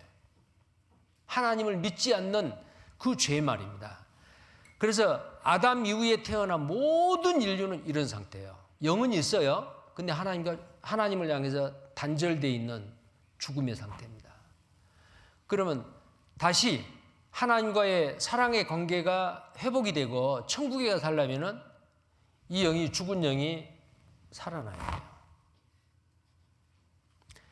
하나님 앞에 타락한 인간은 죄인입니다. 이 죄인이라는 뜻은 영이 죽은 자다 그 말이에요. 영이 죽은 자예요. 그래서 하나님께서 아담 하와를 쫓아냈어요. 가죽옷을 지어 입혀가지고 쫓아냅니다. 다시는 이 에덴 동산에 못 들어오게. 그리고 두루도는 화용검을 두어 그룹이라는 천사를 통해서 화용검이 뭐예요? 불칼입니다. 들고 에덴 동산에 못 들어오게. 뭘 지키려고요? 생명나무의 길을 지키는 겁니다. 죄인으로서 영원히 살면 안 돼요. 죄 문제가 해결돼야죠. 자, 지켰습니다. 그래서 하나님은 이 아담 하와를 가죽옷을 입히시고 에덴 동산에서 쫓아냈어요. 이때부터 그의 영원히 죽을 뿐만 아니고 언젠가 육체도 죽고 흙으로 돌아가고 너는 땅에서 흙으니 흙으로 돌아갈지니라. 그리고 아담에게는 네 이마에서 땀이 나야 먹고 살리라. 해산의 고통이 있으리라. 자, 인생은 수고와 슬픔이요. 언제부터요? 에덴 동산에서 쫓겨나고 난 이후부터요. 자, 에스겔 31장 16절에 그리고 나서 나중에는 에덴 동산의 모든 나무들, 에덴 동산 자체를 그냥 땅 속에다 묻어버린 거예요. 하나님이. 보세요. 물대임을 받은 에덴의 모든 나무 곧 레바논의 뛰어나고 아름다운 나무들로 지하에서 위로를 받게 하였느니라. 에덴 동산을 지하 깊이 매몰시킨 겁니다. 31장 에스겔 18절에 네가 에덴 나무와 함께 지하에 내려갈 것이요. 에덴 나무가 지하에 내려갔듯이 너도 내려간다. 에집트의 우상을 숭배하고 하나님 앞에 교만한 그 에집트의 왕에 대한 운명을 이렇게 저주하는 거예요. 에덴 동산의 나무가 지하에 내려갔다. 너도 마찬가지다. 멸망한다 그 말이에요. 자, 영화롭고 광대한 에덴의 모든 나무가 자, 이렇게 에덴 동산입니다. 에덴 동산이 하나님이 지각변동으로 땅속에 매몰시켜요. 너무 깊이 넣어버린 거예요. 그러니까 이 부분이 그 높은 에덴 동산이 땅속으로 푹 꺼져서 지하에 들어가니까 바닷물이 낮은 데로 흘러 들어와요. 그것이 바로 오늘날 어디냐면 페르시아만이에요. 석유는 바닷물이 썩어서가 아니고요. 모래가 변해서가 아니에요. 이 사막 지역에 이 페르시아만 바다 밑에 엄청나게 많은 석유가 있어요. 옛날에는 동식물이었어요. 이것이 오랫동안 분해가 돼서 유기물이 무기물로 분해가 돼가지고 원유가 된 거예요. 오일이 된 겁니다. 여기를 시추하면은요, 파이프를 넣으면은 그 가스 압력에 의해서 자동적으로 원유가 분출이 돼요. 전 세계 석유 매장량의 약 65에서 70%요. 이게 전부 다 유전지대입니다. 여기가 페르시아만이죠. 페르시아만이라고 되어 있죠. 여기가 바로 에덴 동산 자리였다라는 증거입니다. 에덴 동산 자리요. 그래서 이 석유가 전 세계로 팔려나가죠. 자, 이렇게 해서 이제 에덴 동산의 역사가 정말 아주 인류 역사가 첫 단추가 잘못 끼워졌어요. 인간은 불행하게 된 겁니다. 죽음이 왔어요. 서로가 서로를 미워합니다. 경쟁합니다. 죄를 짓습니다. 많은 세월이 지나요. 그래서 하나님이 인류 역사를 다시 시작하는 아주 무섭고 놀라운 사건이 있어요. 자, 그 부분은 5분 동안 휴식한 이후에 계속 배우겠습니다. 5분간 휴식입니다. 화면을 보시고 몸풀기 체조를 하나 하겠습니다. 좀 이게 동작이 빨라서요. 이대로 따라 하려면은 좀 무리일 것 같는데요. 꼭 이대로 안 하더라도 그냥 흉내만 내십시오. 자, 도움이 될 것 같습니다. 자, 함께 하겠습니다. 하나, 둘, 셋, 넷, 다섯, 여섯, 일곱, 여덟. 하나, 둘, 셋, 넷, 다섯, 여섯, 일곱, 여덟. 하나, 둘, 셋, 넷, 다섯, 여섯, 일곱, 여덟. 하나, 둘, 셋, 넷, 다섯, 여섯, 일곱, 여덟. 한 번 더. 하나, 둘, 셋, 넷, 다섯, 여섯, 일곱, 여덟. 하나, 둘, 셋, 넷, 다섯, 여섯, 일곱, 여덟. 하나, 둘, 셋, 넷, 다섯, 여섯, 일곱, 여덟. 하나, 둘, 셋, 넷, 다섯, 여섯, 일곱, 여덟. 잘하셨습니다. 여기서 보니까 정말 아주 멋집니다. 여러분이 성경 공부하는 그 태도가 너무 아주 좋습니다. 아주 집중해서 다른 데 이렇게 보지 않고 아주 집중해서 공부하는 그 모습을 보니까 학교 다닐 때 그렇게 공부하셨으면 장학금 다 받았을 것 같아요. 학교에서 공부하는 것보다 더 중요한 공부입니다. 정말 좋습니다. 자, 계속 보겠습니다. 성경은 하나님이 보시는 인류의 역사라고 했어요. 그 시작이 에덴 동산부터 인류 역사가 시작이 됐습니다. 근데 이제 에덴 동산에서 인류 역사가 시작이 됐는데 에덴 동산에서 쫓겨나고 아담 하와가 부부이기 때문에 자녀를 낳고 자녀를 낳고 자녀를 낳고 그러다가 이 세상을 하나님이 보니까 온갖 죄로 꽉 찼어요. 쓰레기통에 휴지통에 꽉 차면은 비워야 되죠. 불에 태우든지 해야 되죠. 하나님이 가장 싫어하는 것은 죄입니다. 근데 죄가 꽉 찬 거예요. 그래서 하나님이 이 세상을 물로 심판하리라 라고 경고를 하시고 노아에게 구원받을 수 있는 방법을 가르쳐 주셔요. 근데 이 노아는 에덴 동산에서 쫓겨났던 그 아담, 최초의 조상 아담의 10대 손자예요. 그러면 10대를 내려가면 시간이 얼마나 지났을까? 이때 당시에는요, 노아 홍수가 있기 전에는 사람의 수명이 900살, 평균 900살이었어요. 노아 홍수가 있던 딱 그 해에 돌아가셨던 노아의 할아버지가 969세였어요. 아마 인류 역사 가운데서 최장수하신 분이 노아의 할아버지 무두셀라입니다. 969세요. 지금 이 시대에 만약에 900살까지 산다면 어떨까요?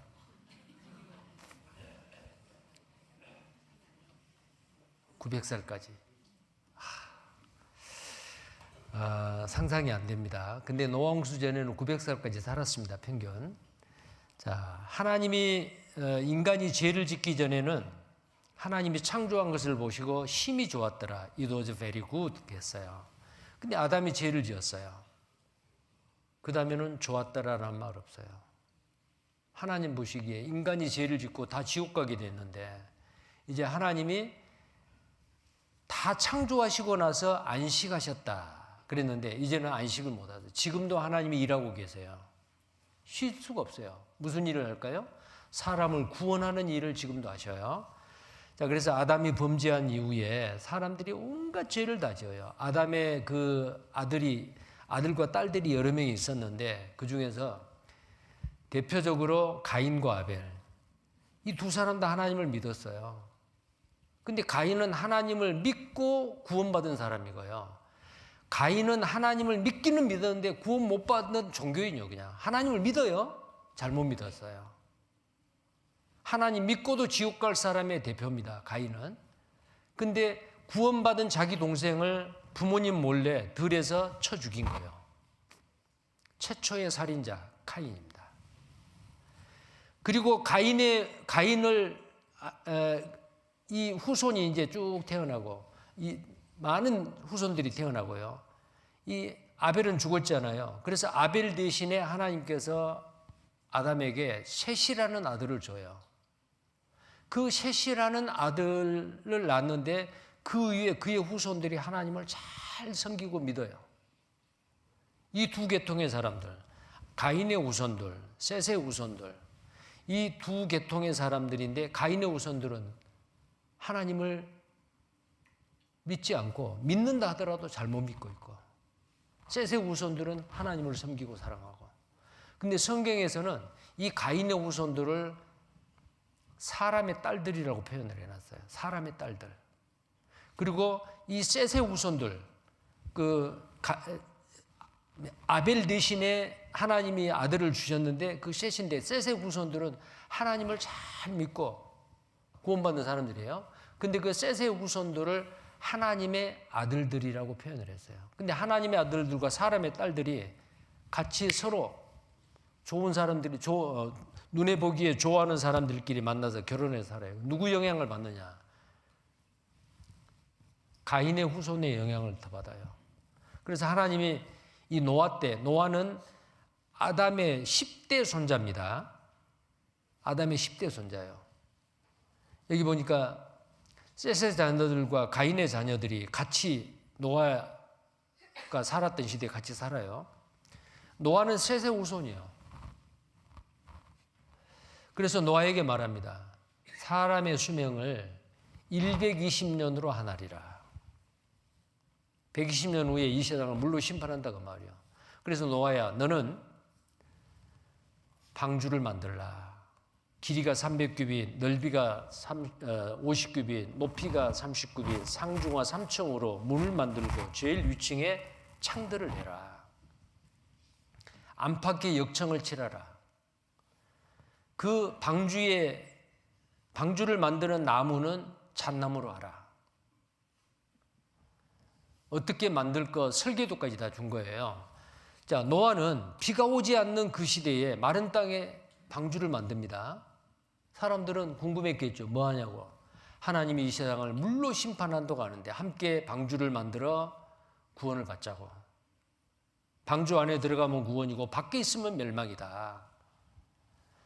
근데 사람들은 관심 없어요. 하나님이 심판? 구원받는가? 내세? 관심 없어요. 어떻게 하면은 먹고 마시고 장가 들고 시집가고 어떻게 하면 잘 먹고 잘 살까? 이 땅에 그때 당시는 한 900년 살았으니까 이 땅에 사는 몇백 년 동안 어떻게 하면 잘 먹고 잘 살고 누구와 결혼할까? 그것만 관심이 있었지 구원받는 거, 영원한 세계, 하나님, 그들은 생각하지 않았습니다. 그때 하나님이 이제 물로 심판을 해요. 자, 창세기 6장 2절에 노아가 살았던 그 시대의 사회상을 이렇게 표현합니다. 하나님의 아들들이, 셋의 후손들이요, 사람의 딸들의 아름다움을 보고, 사람의 딸들은 가인의 후손들입니다. 자기들의 좋아하는 모든 자로 아내를 삼는지라. 그래서 하나님이 대홍수로 세상을 심판하려고 하는데, 이제 그때 당시의 사람들의 모습이 여호와께서 사람의 죄악이 세상에 관영함과, 관영했다 그 말은 꽉 찼다 그 말이에요.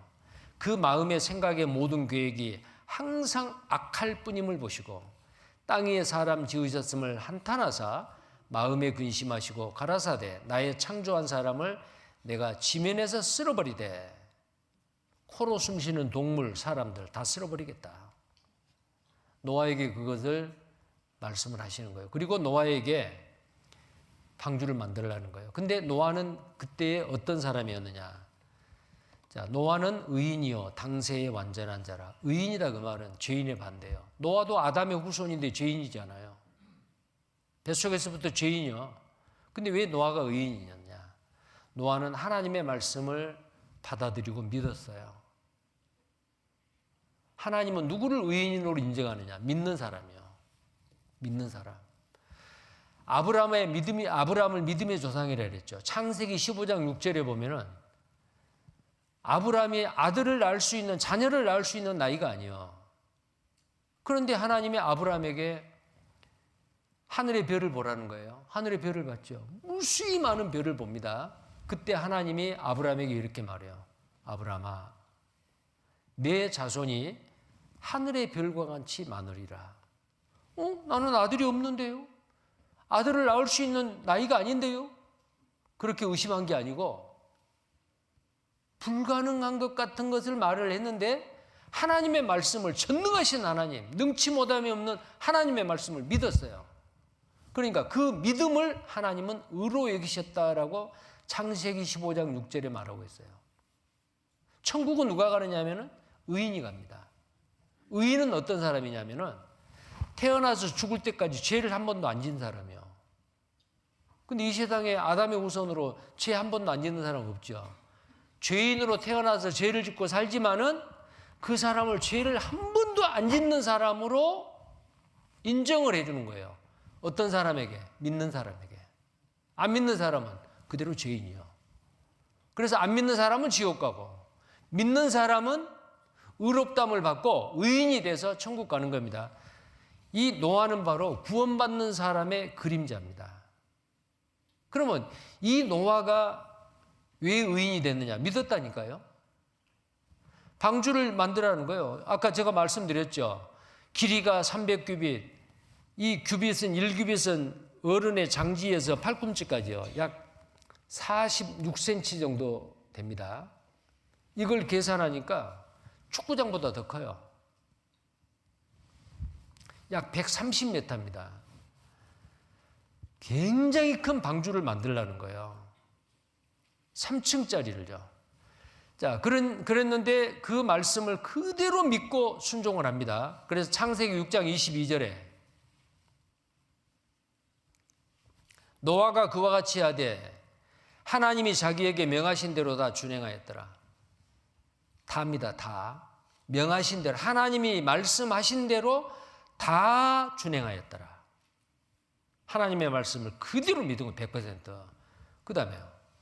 방주 다 만들었습니다. 들어가라 그러니까 그대로 믿고 순종하는 거예요. 노아가 여호와께서 자기에게 명하신 대로 다 준행하였더라. 그래서 노아가 의인이에요. 믿음으로 말미암아 하나님을, 노아는 죄 한 번도 짓지 않는 의인으로 봐주는 거예요.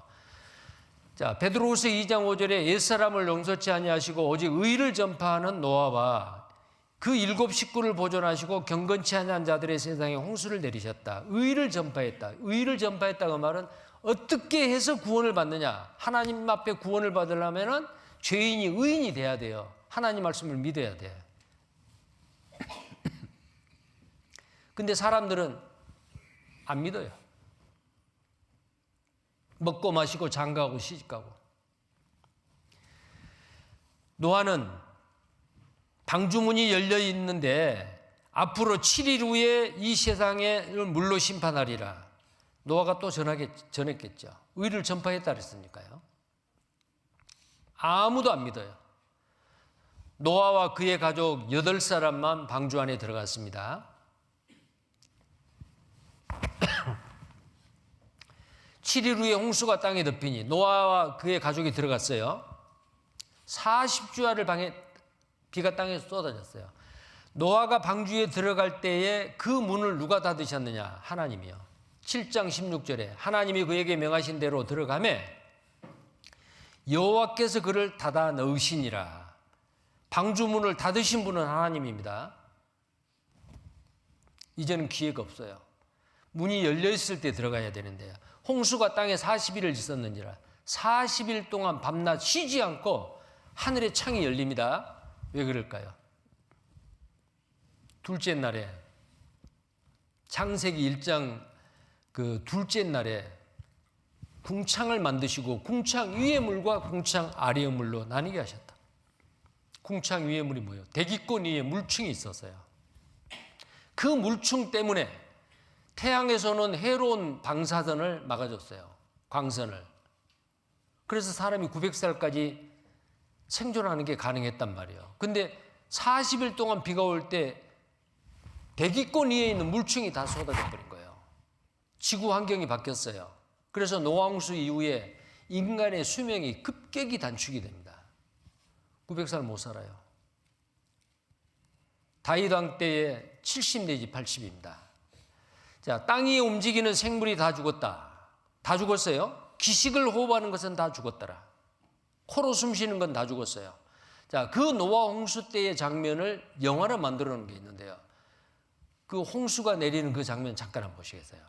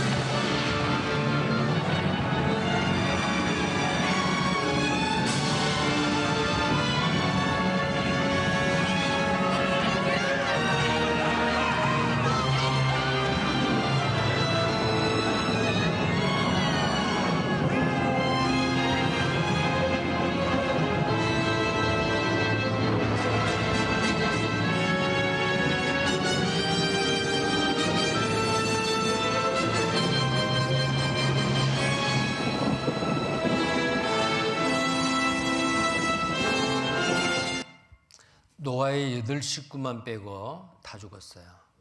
이때 이들은 후회했겠죠. 왜 그때 노아가 전도할 때 우리가 믿지 않았을까? 뗏목을 타고 방주에 접근을 해서 문을 두드렸지만은 하나님이 닫으셨어요. 기회는 끝났어요. 구원받을 수 있는 기회가 계속해서 항상 있는 게 아니에요. 창세기 8장 3절 4절에 물이 땅에서 물러가고 점점 물러가서 150일 후에 감하고 40일 동안 비가 오고요. 홍수가 난 150일 후에 물이 감하고 7월 곧 그달 17일에 방주가 아라랏산에 머물렀다 그랬어요. 601년 정월 곧 그달 1일에 지면에 물이 거친지라 노아가 방주 뚜껑을 제치고 본즉 지면에 물이 거쳤다. 601년이라는 것은 노아가 600세 되던 해에 홍수가 있었잖아요. 언제냐면은 600세 되던 해 2월 17일이에요. 날짜까지 정확하게 성경에 기록되어 있잖아요. 그런데 601년이니까 해가 넘었어요. 그 다음에 정월 곧 그달 1일에 지면에서 물이 거치고 노아가 방주 뚜껑을 제치고 본즉 지면에 물이 거쳤더라. 2월 27일에 땅이 다 마른 거예요. 그럼 2월 27일이면은 그 전에 2월 17일 날 홍수가 시작이 됐잖아요. 그러면은 며칠 만이요? 1년 10일이에요. 만약에 이게 노아의 홍수 사건이 신화라면요. 이렇게 기록 안 합니다. 날짜까지 기록 안 해요. 아주 오랜 옛날에 뭐 그렇게 하든지 호랑이 담배 피던 시절에 그런다든지 신화가 아니란 말이에요. 역사적인 사실입니다. 하나님이 노아에게 말씀하여, 자, 물이 다 빠졌어도 하나님께서 노아야, 방주문을 열고 나오라라는 명령이 있어야 나와요. 노아는 하나님의 말씀을 그대로 믿고 순종하는 의인이었잖아요. 자, 하나님이 노아에게 말씀하여 가라사대 너는 내 아내와 내 아들들과 내 자부들로 더불어 방주에서 나오고 너와 함께한 모든 혈육 있는 생물 곧 새와 육축과 땅에 기는 모든 것을 다 이끌어내라. 이것들이 땅에서 생육하고 땅에서 번성하리라 하시매. 하나님 명령했죠. 그러니까 노아가 그 아들들과 그 아내와 그 자부들과 함께 나왔고 하나님 말씀을 믿고 순종하고 방주에서 나왔죠. 땅 위의 동물 곧 모든 짐승과 모든 기는 것과 모든 새도 그 종류대로 방주에서 나왔더라. 그래서 인류 역사가 다시 시작이 된 거예요. 자, 이 노아 홍수가 정말 사실일까? 노아 홍수의 사건 일지를 보면은 너무나도 정확하게 날짜까지 이렇게 나와요. 날짜를 계산할 수가 있어요, 보면. 창세기 9장 14절 15절에 방주에서 나왔죠. 노아는 정결한 동물을 잡아서 하나님 앞에 번제를 드렸어요. 제사를 지냈어요. 그때 하나님께서 내가 구름으로 땅을 덮을 때에 무지개가 구름 속에 나타나면 내가 하나님이 나와 너희와 미 혈기 있는 모든 생물 사이에 내 언약을 기억하리니 다시는 물이 모든 혈기 있는 자를 멸하는 홍수가 되지 아니할지라. 하나님께서 무지개를 보여주시고 그러기 전에 내가 너와 언약하겠다. 온 인류와 다시는 물로 전 세상을 심판하지 않겠다. 물로는 심판하지 않지만은 불로 심판합니다. 국지적인 홍수 사건은 있어도 전 세계를 물로 심판하는 노아 홍수와 같은 대홍수는 앞으로 없습니다. 인류 역사 가운데. 하나님의 약속이거든요. 자, 노아의 홍수 사건은 사실인가? 전 지구를 덮었던 물은 어디서 왔는가? 창세기 1장 6절 7절에 궁창 아래의 물과 궁창 위의 물이라 그랬죠. 대기권 위에 물충이 있었어요. 자, 이 물충 때문에 마이크로파나 원적외선 이런 그 가시광선 이런 장파의 그 광선은 물을 투과해 가지고 지구에 들어와요. 근데 이건 아주 이로운 광선이에요. 마이크로파 원적외선 가시광선은. 근데 감마선, X선, 좌회선 이것은 굉장히 해로운 광선입니다. 이 여기서 감마선 같은 경우는요. 원자폭탄이 터질 때 나오는 방사선이요. 감마선, X선, 좌회선 이런 것은 물층이 딱 막아줬어요. 그런데 물층이 없어지죠. 해로운 광선이 부분적으로 들어와요. 물론 자외선 같은 경우는 오존층에서 막아줍니다. 그런데 오존층에서 100%를 다 막지를 못해요. 그래서 한국과학기술원의 노희천 교수는 과학적으로 이렇게 말합니다. 노아 홍수 전에는 하늘에 물충이 존재해서 햇빛 속에 생물의 해로운 고주파 방사선을 그 물충이 차단해 주었다. 그래서 인간 수명 900살 가능했다. 그래서요, 성경의 족보를 보면요, 노아 홍수 이전에 아담 때부터 노아가 살았던 때까지 거의 900살이에요. 근데 노아 홍수가 끝나고 나서 그의 후손들은 점점 수명이 단축돼 가지고 지금은 70 내지 80, 전 세계 평균 연령이 70에서 80입니다. 노아 홍수 이후에 그 홍수로 인해서 저탕류에 의해서 모래와 흙과 그 바위와 이런 것들로 덮쳐서 그 동물들이 화석이 됐잖아요. 근데 잠자리 화석이 발견됐는데 한쪽 날개가 1.27m, 합하면은 2.5m가 넘어요. 그런 잠자리 여러분 보셨어요? 화석에만 있어요. 지금 잠자리 한 손바닥 정도밖에 안 되잖아요. 만약에 이런 잠자리가 날개가 2m 50cm 정도 되는 그 잠자리가 지금도 날아다닌다면 무섭겠죠. 그거 잡아가지고 꼬리 딱 묶어가지고 천장에 딱 매달아 놓으면 선풍기 필요 없겠죠. 이건 노아 홍수 전에는 그만큼 아주 동물도 사람도 크게 자랐고요. 오래 살았고. 남극도 한때는 따뜻했다. 전 지구가 비닐하우스나 테라리움과 같이 약 27도의 아열대성의 온도였습니다. 너무너무 살기 좋았어요. 남극에서도 아열대 식물 화석단지가 발견된다. 근데 홍수 전에 완전히 바뀌었어요. 지구 환경이. 공룡도 노아홍수 이후에 사라져버렸어요. 그 마른 물은 어디로 갔는가? 성경에 답이 있어요. 욥기 37장 9절 10절에 남방 밀실에서 광풍이 이르고 무서운 바람이다. 광풍, 미친 바람이란 말이야. 북방에서는 찬 기운이 이르며 하나님의 부시는 기운에 얼음이 얼어서 전 지구를 덮어버렸던 물의 넓이가 줄어들어요. 남극에 지금 제일 높은 빙산이 4,000m예요. 평균 2,000m입니다. 근데 남극의 빙산이 다 녹아버리면은 전 세계 지구 5대양의 전 세계 바다가요. 평균 60m가 높아져 버려요.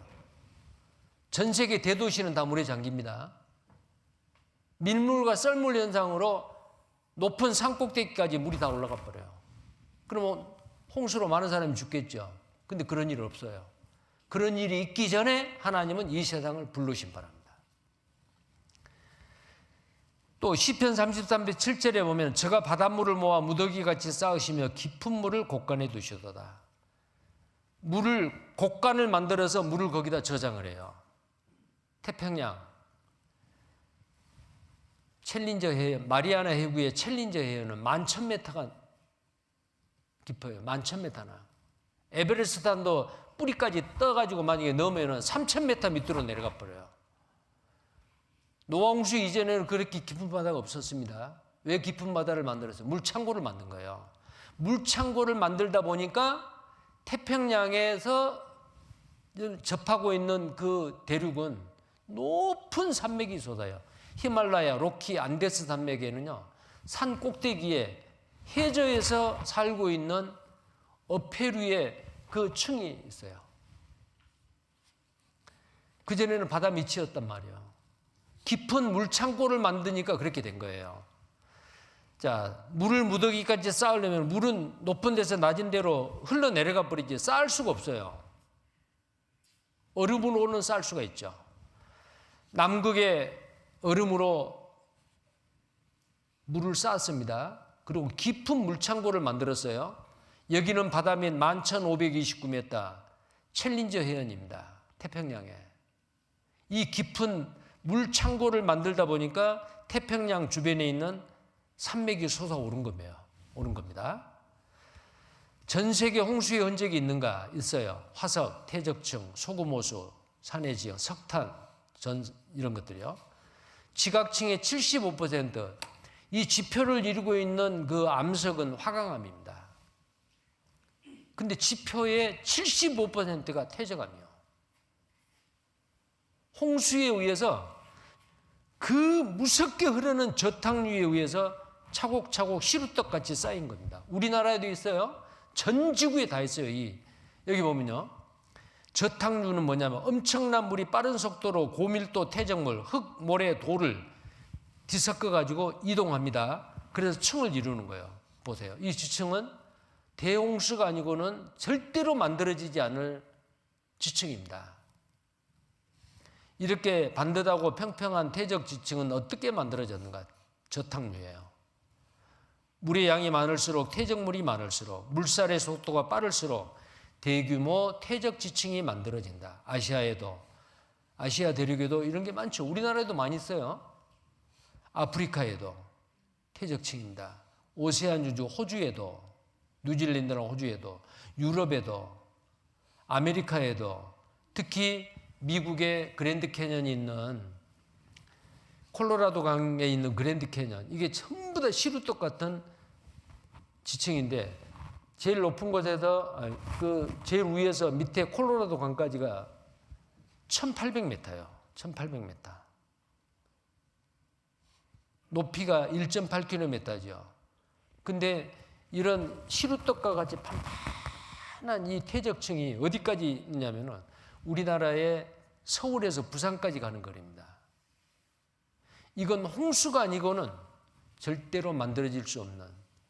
그래서 전 지구에 여기는 스페인의 꾸엔카라고 하는 그 지역에 보면 홍수가 이 1400m까지 물이 다 잠겨가지고 점점 물이 빠져나가는 흔적의 그 지층들이 나타나죠. 우리나라도 마찬가지입니다. 우리나라 제주도에도 이 퇴적층이 있고요.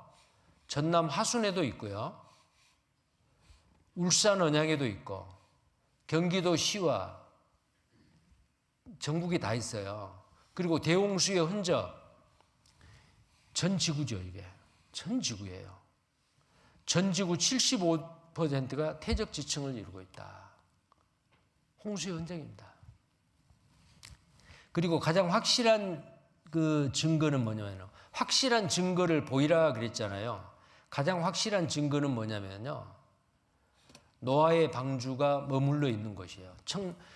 창세기 8장 3절 4절에 물이 땅에서 물러가고 점점 물러가서 150일 후에 감하고 4절부터 같이 읽겠습니다. 7월 곧 그달 17일에 방주가 아라랏산에 머물렀습니다. 노아의 8 식구가 타고 생존했던 구원받았던 그 방주가 아라랏산에 머물렀다 그랬어요. 근데 그 놀라운 게 오랜 세월 수천 년이 지나면 그 지명 이름이 바뀌어요. 우리가 살고 있는 동네 이름도 그 지명 이름이 바뀌잖아요. 우리나라도 대한민국이지만은 옛날에는 통일신라라는 이름도 있었고요. 고려라는 이름도 있었고 조선이라는 이름이 바뀌었고요. 지금 이 땅이 옛날에는 삼국시대 때 백제예요. 근데 지금 백제라고 말 안 하잖아요. 대한민국이요. 자, 그런데 이 아라랏산은 이거 믿으라고 사람들로 하여금 혼돈스럽게 않게 믿게 하기 위해서 이 아라랏산이 성경에 3,500년 전에 기록된 이 아라랏산이 지금도 아라랏산이에요. 보세요. 여러분 사이카 부도나 그 세계 지도를 보면 아라랏 마운트라고 되어 있습니다. 지금 튀르키예에 있어요. 아르메니아, 튀르키예, 이란 세 개 나라의 국경지대에 있습니다. 아라랏산. 바로 여기죠. 해발 5,165m. 근데 놀라운 사실은 수천 년 전에 이 세상을 물로서 심판하고 8사람이 구원을 받고 그 8사람에 의해서 지금 81억의 사람이 이 땅에 살고 있는데 우리는 전부 다 노아의 후손이요. 근데 그 배를 하나님이 천연 냉동고에다가 딱 보관해 놨어요. 왜? 믿을 만한 확실한 증거로. 지금도 있습니다. 아라랏산. 노아의 방주가 머물러 있다고 기록되어 있다. 창세기에. 근데 이 노아의 방주를 보았던 사람들의 기록입니다. BC 700년부터 쭉 이런 사람들이 보았어요. 그 산에 올라가 가지고 실제로 봤어요. 이렇게요. 쭉 노아의 방주를 목격했다는 그 보고서 역사적인 기록입니다. 쭉요. 그러다가 1916년에 러시아의 공군 부대가 비행기를 타고 갔어요. 그림을 그리고 보고서를 니콜라 그 당시에 황제에게 보고를 했어요. 근데 러시아 볼셰비키 혁명이 일어나서 그것이 없어져 버리고 이 왕은 러시아 황제는 처형당했죠. 1940년대 1955년에 페르난드 프랑스의 나바라 1960년대 1972년 1955년에 페르난드 나바라 폭파 전문가입니다. 프랑스의 탐험가이고요. 자기 아들 7살 먹은 라파엘과 함께 아라랏산을 등반하다가 방주를 발견했어요. 방주의 뱃조각의 일부를 들춰매고 왔습니다. 방주를 실제로 목격하고 보고서를 쓰고 기록으로 남긴 그 내용들이에요. 바로 여기에 있습니다. 정상에서 좀 밑에 있는 곳. 해발 4,000m 되는 지점에. 지금도 그대로 있습니다. 인공지성에 찍힌 사진입니다. 7월에서 8월 한 달 동안 눈이 좀 녹으면 일부가 보입니다. 인공위성과 성서의 신비, 과학으로 부정했던 성경 속의 신비, 이제는 과학으로 증거하게 됐다. 나사 인공위성 사진 분석이 발달, 아라라트 산전, 노아의 방주 얼음 속에 있다 그랬죠. 노아의 방주 터키 아라라트 산에서 찾았다. 구약 성서에 나오는 것과 모양과 크기가 꼭 같다. 이게 이 사진입니다. 인공위성 찍혀 나온 사진이죠. 노아의 방주 터키에서 발견했다. 터키 아라라트 산에서 노아의 방주를 발견했다. 자, 지금도 방주가 그대로 있어요. 증거가 있습니다. 확실한 믿을 만한 증거예요. 자, 우리 대한민국 국민은 믿음이 참 좋은 민족이에요. 왜 그러냐면은 확실한 증거가 없어도 믿어버려요. 자, 임진왜란 때 이순신 장군이 무슨 배를 타고 왜적을 무찔렀죠? 자, 바로 이렇게 생긴 배요. 이게 뭐예요?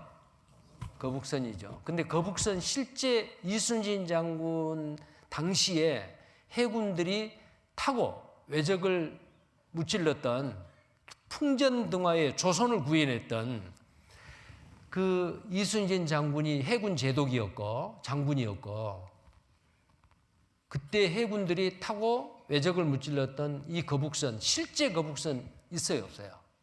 없어요. 보는 건 모형이에요. 문헌에 의해서 이렇게 만들었을 거다라고 뭐 실물 크기의 모형도 만들고 좀 작은 것도 만들고요. 근데 우리 한국 사람은 다 믿죠? 이순신 장군이 거북선 타고 왜적을 무찌르고 조선을 구해냈다고. 민족의 영웅이잖아요. 근데 우리나라 사람만 믿는 게 아니에요. 일본 사람도 믿어요. 그때 이순신이라고 하는 그 장군만 없었으면, 거북선만 없었으면은 지금 대한민국은 우리 일본 땅인데 그렇게 생각을 해요. 그래서 아마 그게 그냥 아마 한이 맺힌 것 같아요.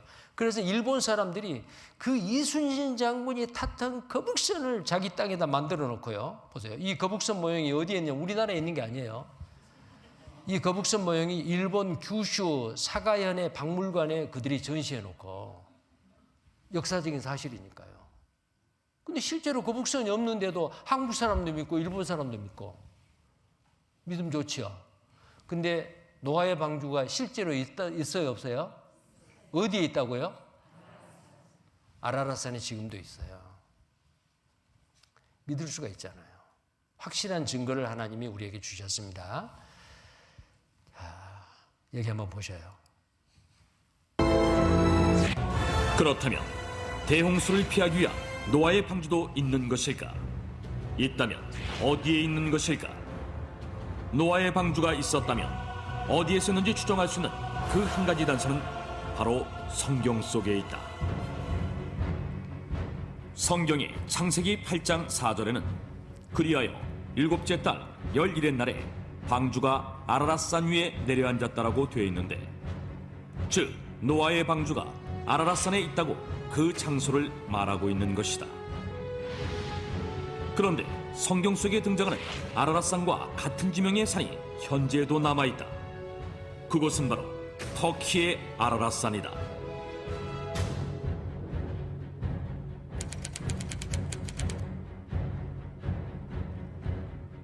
터키의 아라랏산은 그 지방말로 쿠이누라고 불리기도 했는데, 이는 노아의 산이라는 뜻이며 오랫동안 신성시 되어 온 곳인데다가 현재 이곳 동네 이름들은 지난 수천 년간 노아와 노아의 자손들의 이름을 사용하고 있다고 한다. 뿐만 아니라 이 아라랏산에는 바다에서만 볼 수 있는 어패류의 화석과 소금 등 대홍수가 있었음을 증명하는 흔적들이 발견되기도 했다. 1916년 여름, 러시아 제3코커서스 항공 군대인데 로스코비카 중위는 새 비행기를 시험하느라 터키의 동부 지역과 아르메니아 지역 사이에 있는 아라랏산 근처를 비행하고 있었다. 중위는 비행 도중 산 정상에 있는 호수에서 놀라운 것을 발견했다. 그것은 바로 거대한 배였다. 로스코비카 중위의 보고를 받은 러시아의 황제 니콜라이 2세는 탐험대를 보내 직접 확인하게 했는데, 탐험대 역시 로스코비카 중위가 배를 발견했던 장소에서 빙하 속에 묻힌 거대한 배를 발견한다. 그 배는 120m가 넘는 길이었고 배 안에는 높이 5m 정도의 칸막이가 몇백 개나 있었다. 어떤 방은 아주 크고 천장이 높았으며 어떤 방은 바구니가 겹겹이 줄지어 있기도 했다. 탐험대원들은 흥분하지 않을 수 없었다. 이 배가 바로 노아의 방주라고 생각했기 때문이다. 그런데 놀라운 일이 벌어진다. 1955년 노아의 방주를 찾아 아라라산을 찾아온 프랑스의 폭파 전문가인 페르낭 나바라와 그의 아들 라파엘이 산정상의 빙하 속에서 방주의 파편으로 여겨지는 나무 조각을 발견한 것이다. 그들의 발견 과정은 고스란히 실제 영상으로 남겨져 공개됐는데 이렇게 되자 그들이 발견한 것이 실제 노아의 방주 파편인지에 대한 여부에 관심이 모아졌다. 그리고 얼마 후 발견된 나무 조각의 생성년대를 분석했는데 놀랍게도 약 5,000년 전의 것으로 밝혀졌다. 이것은 노아의 방주가 만들어졌을 것으로 추정되는 시기와 일치하는 것이었다. 자, 그리고 이 부분을 보면요. 실제로 노아의 방주를 비행기를 타고 가다가 본 거예요. 함께 비행기를 타고 아라랏 산주위를 날고 있었는데 아우라 협곡 주위를 날다가 우리는 눈 덮인 산 정상에 돌출되어 있는 어떤 물체를 보았습니다. 그것은 마치 노아의 방주처럼 보였습니다. 우리는 몹시 흥분했지만은 비행 시간이 다 돼서 기지로 다시 돌아가야만 하였습니다. 하지만 우리 중 몇 사람은 이것이 분명 노아의 방주일 거라고 확신을 했습니다. 그래서 맨 마지막 탐사길에 올랐을 때 우리는 터키 정부로부터 모든 허가를 받았고 마침내 우리는 그날 오후 노아의 방주를 보았습니다. 실제로 노아의 방주를 봤다는 거고 이것은 최근 기록입니다. 2010년의 뉴스인데요. 그 미국의 폭스 뉴스입니다. A groundbreaking discovery of literally biblical proportions. What you are looking at, if you can make it out there, it could be Noah's Ark. And they're not kidding about this.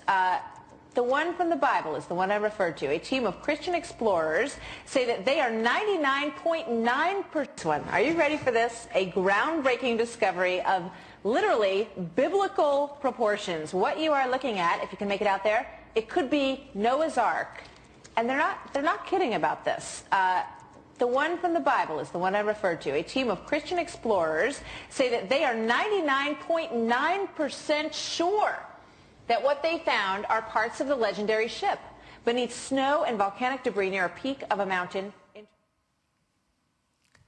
자, 그래서 방주를 실제로 방주 안에까지 들어가고 그 방주 안에 있는 유물까지도 가져오고요.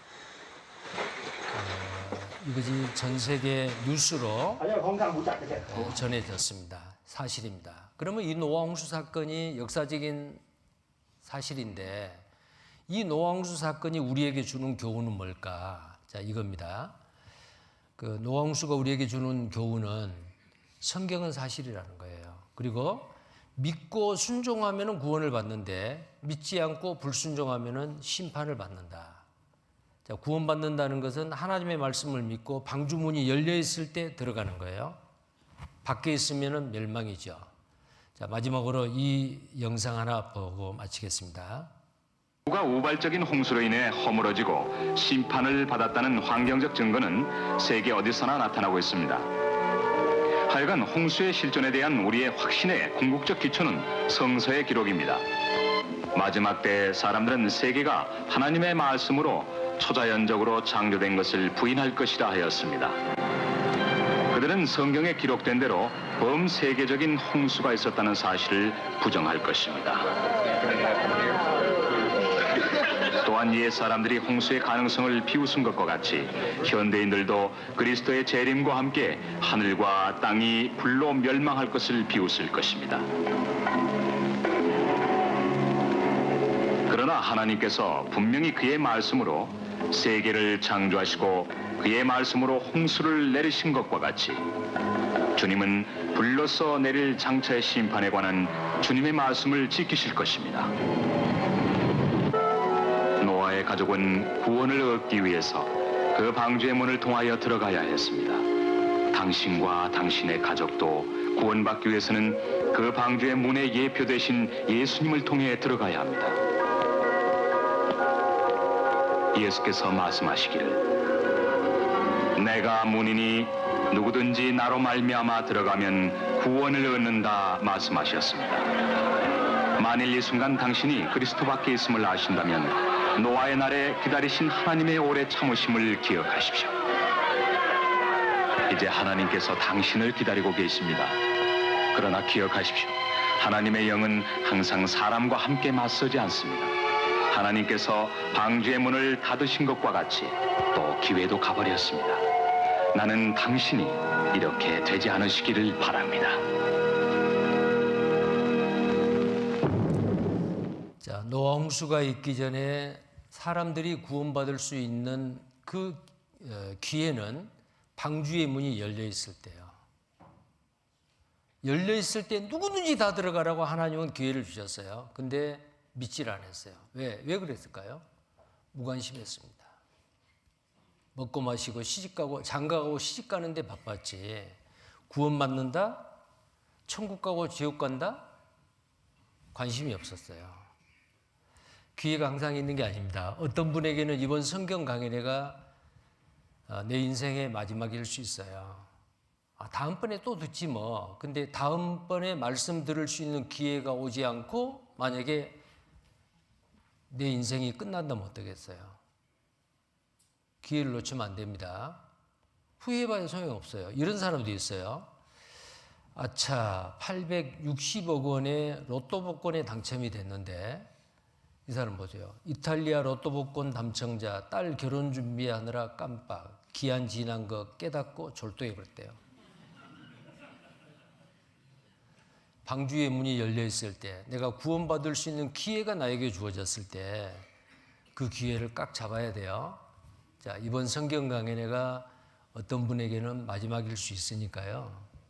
이번 성경 강연회 끝까지 참석하셔서 반드시 다 영원한 생명을 얻기를 바랍니다. 기도하겠습니다. 거룩하시고 자비로우신 하나님, 모든 사람이 다 구원을 받으며 진리를 아는 데 이르기를 원하신 하나님, 사랑하시고 예비해 놓으신 귀하신 분들, 오늘 둘째 날까지 말씀 앞에 나오셨습니다. 한 사람도 하나님 앞에 이뤄진 영혼 없이 다 구원함을 받고 하나님 앞에 참 행복자로 살게 하시고 천국에서 영원히 하나님과 함께 복을 누리며 사는 우리 모두가 되기를 원합니다. 하나님 도와주시옵소서. 주 예수님 이름 받들어 기도드립니다. 아멘. 마치겠습니다. 안녕히 가십시오. 내일 다시 뵙겠습니다.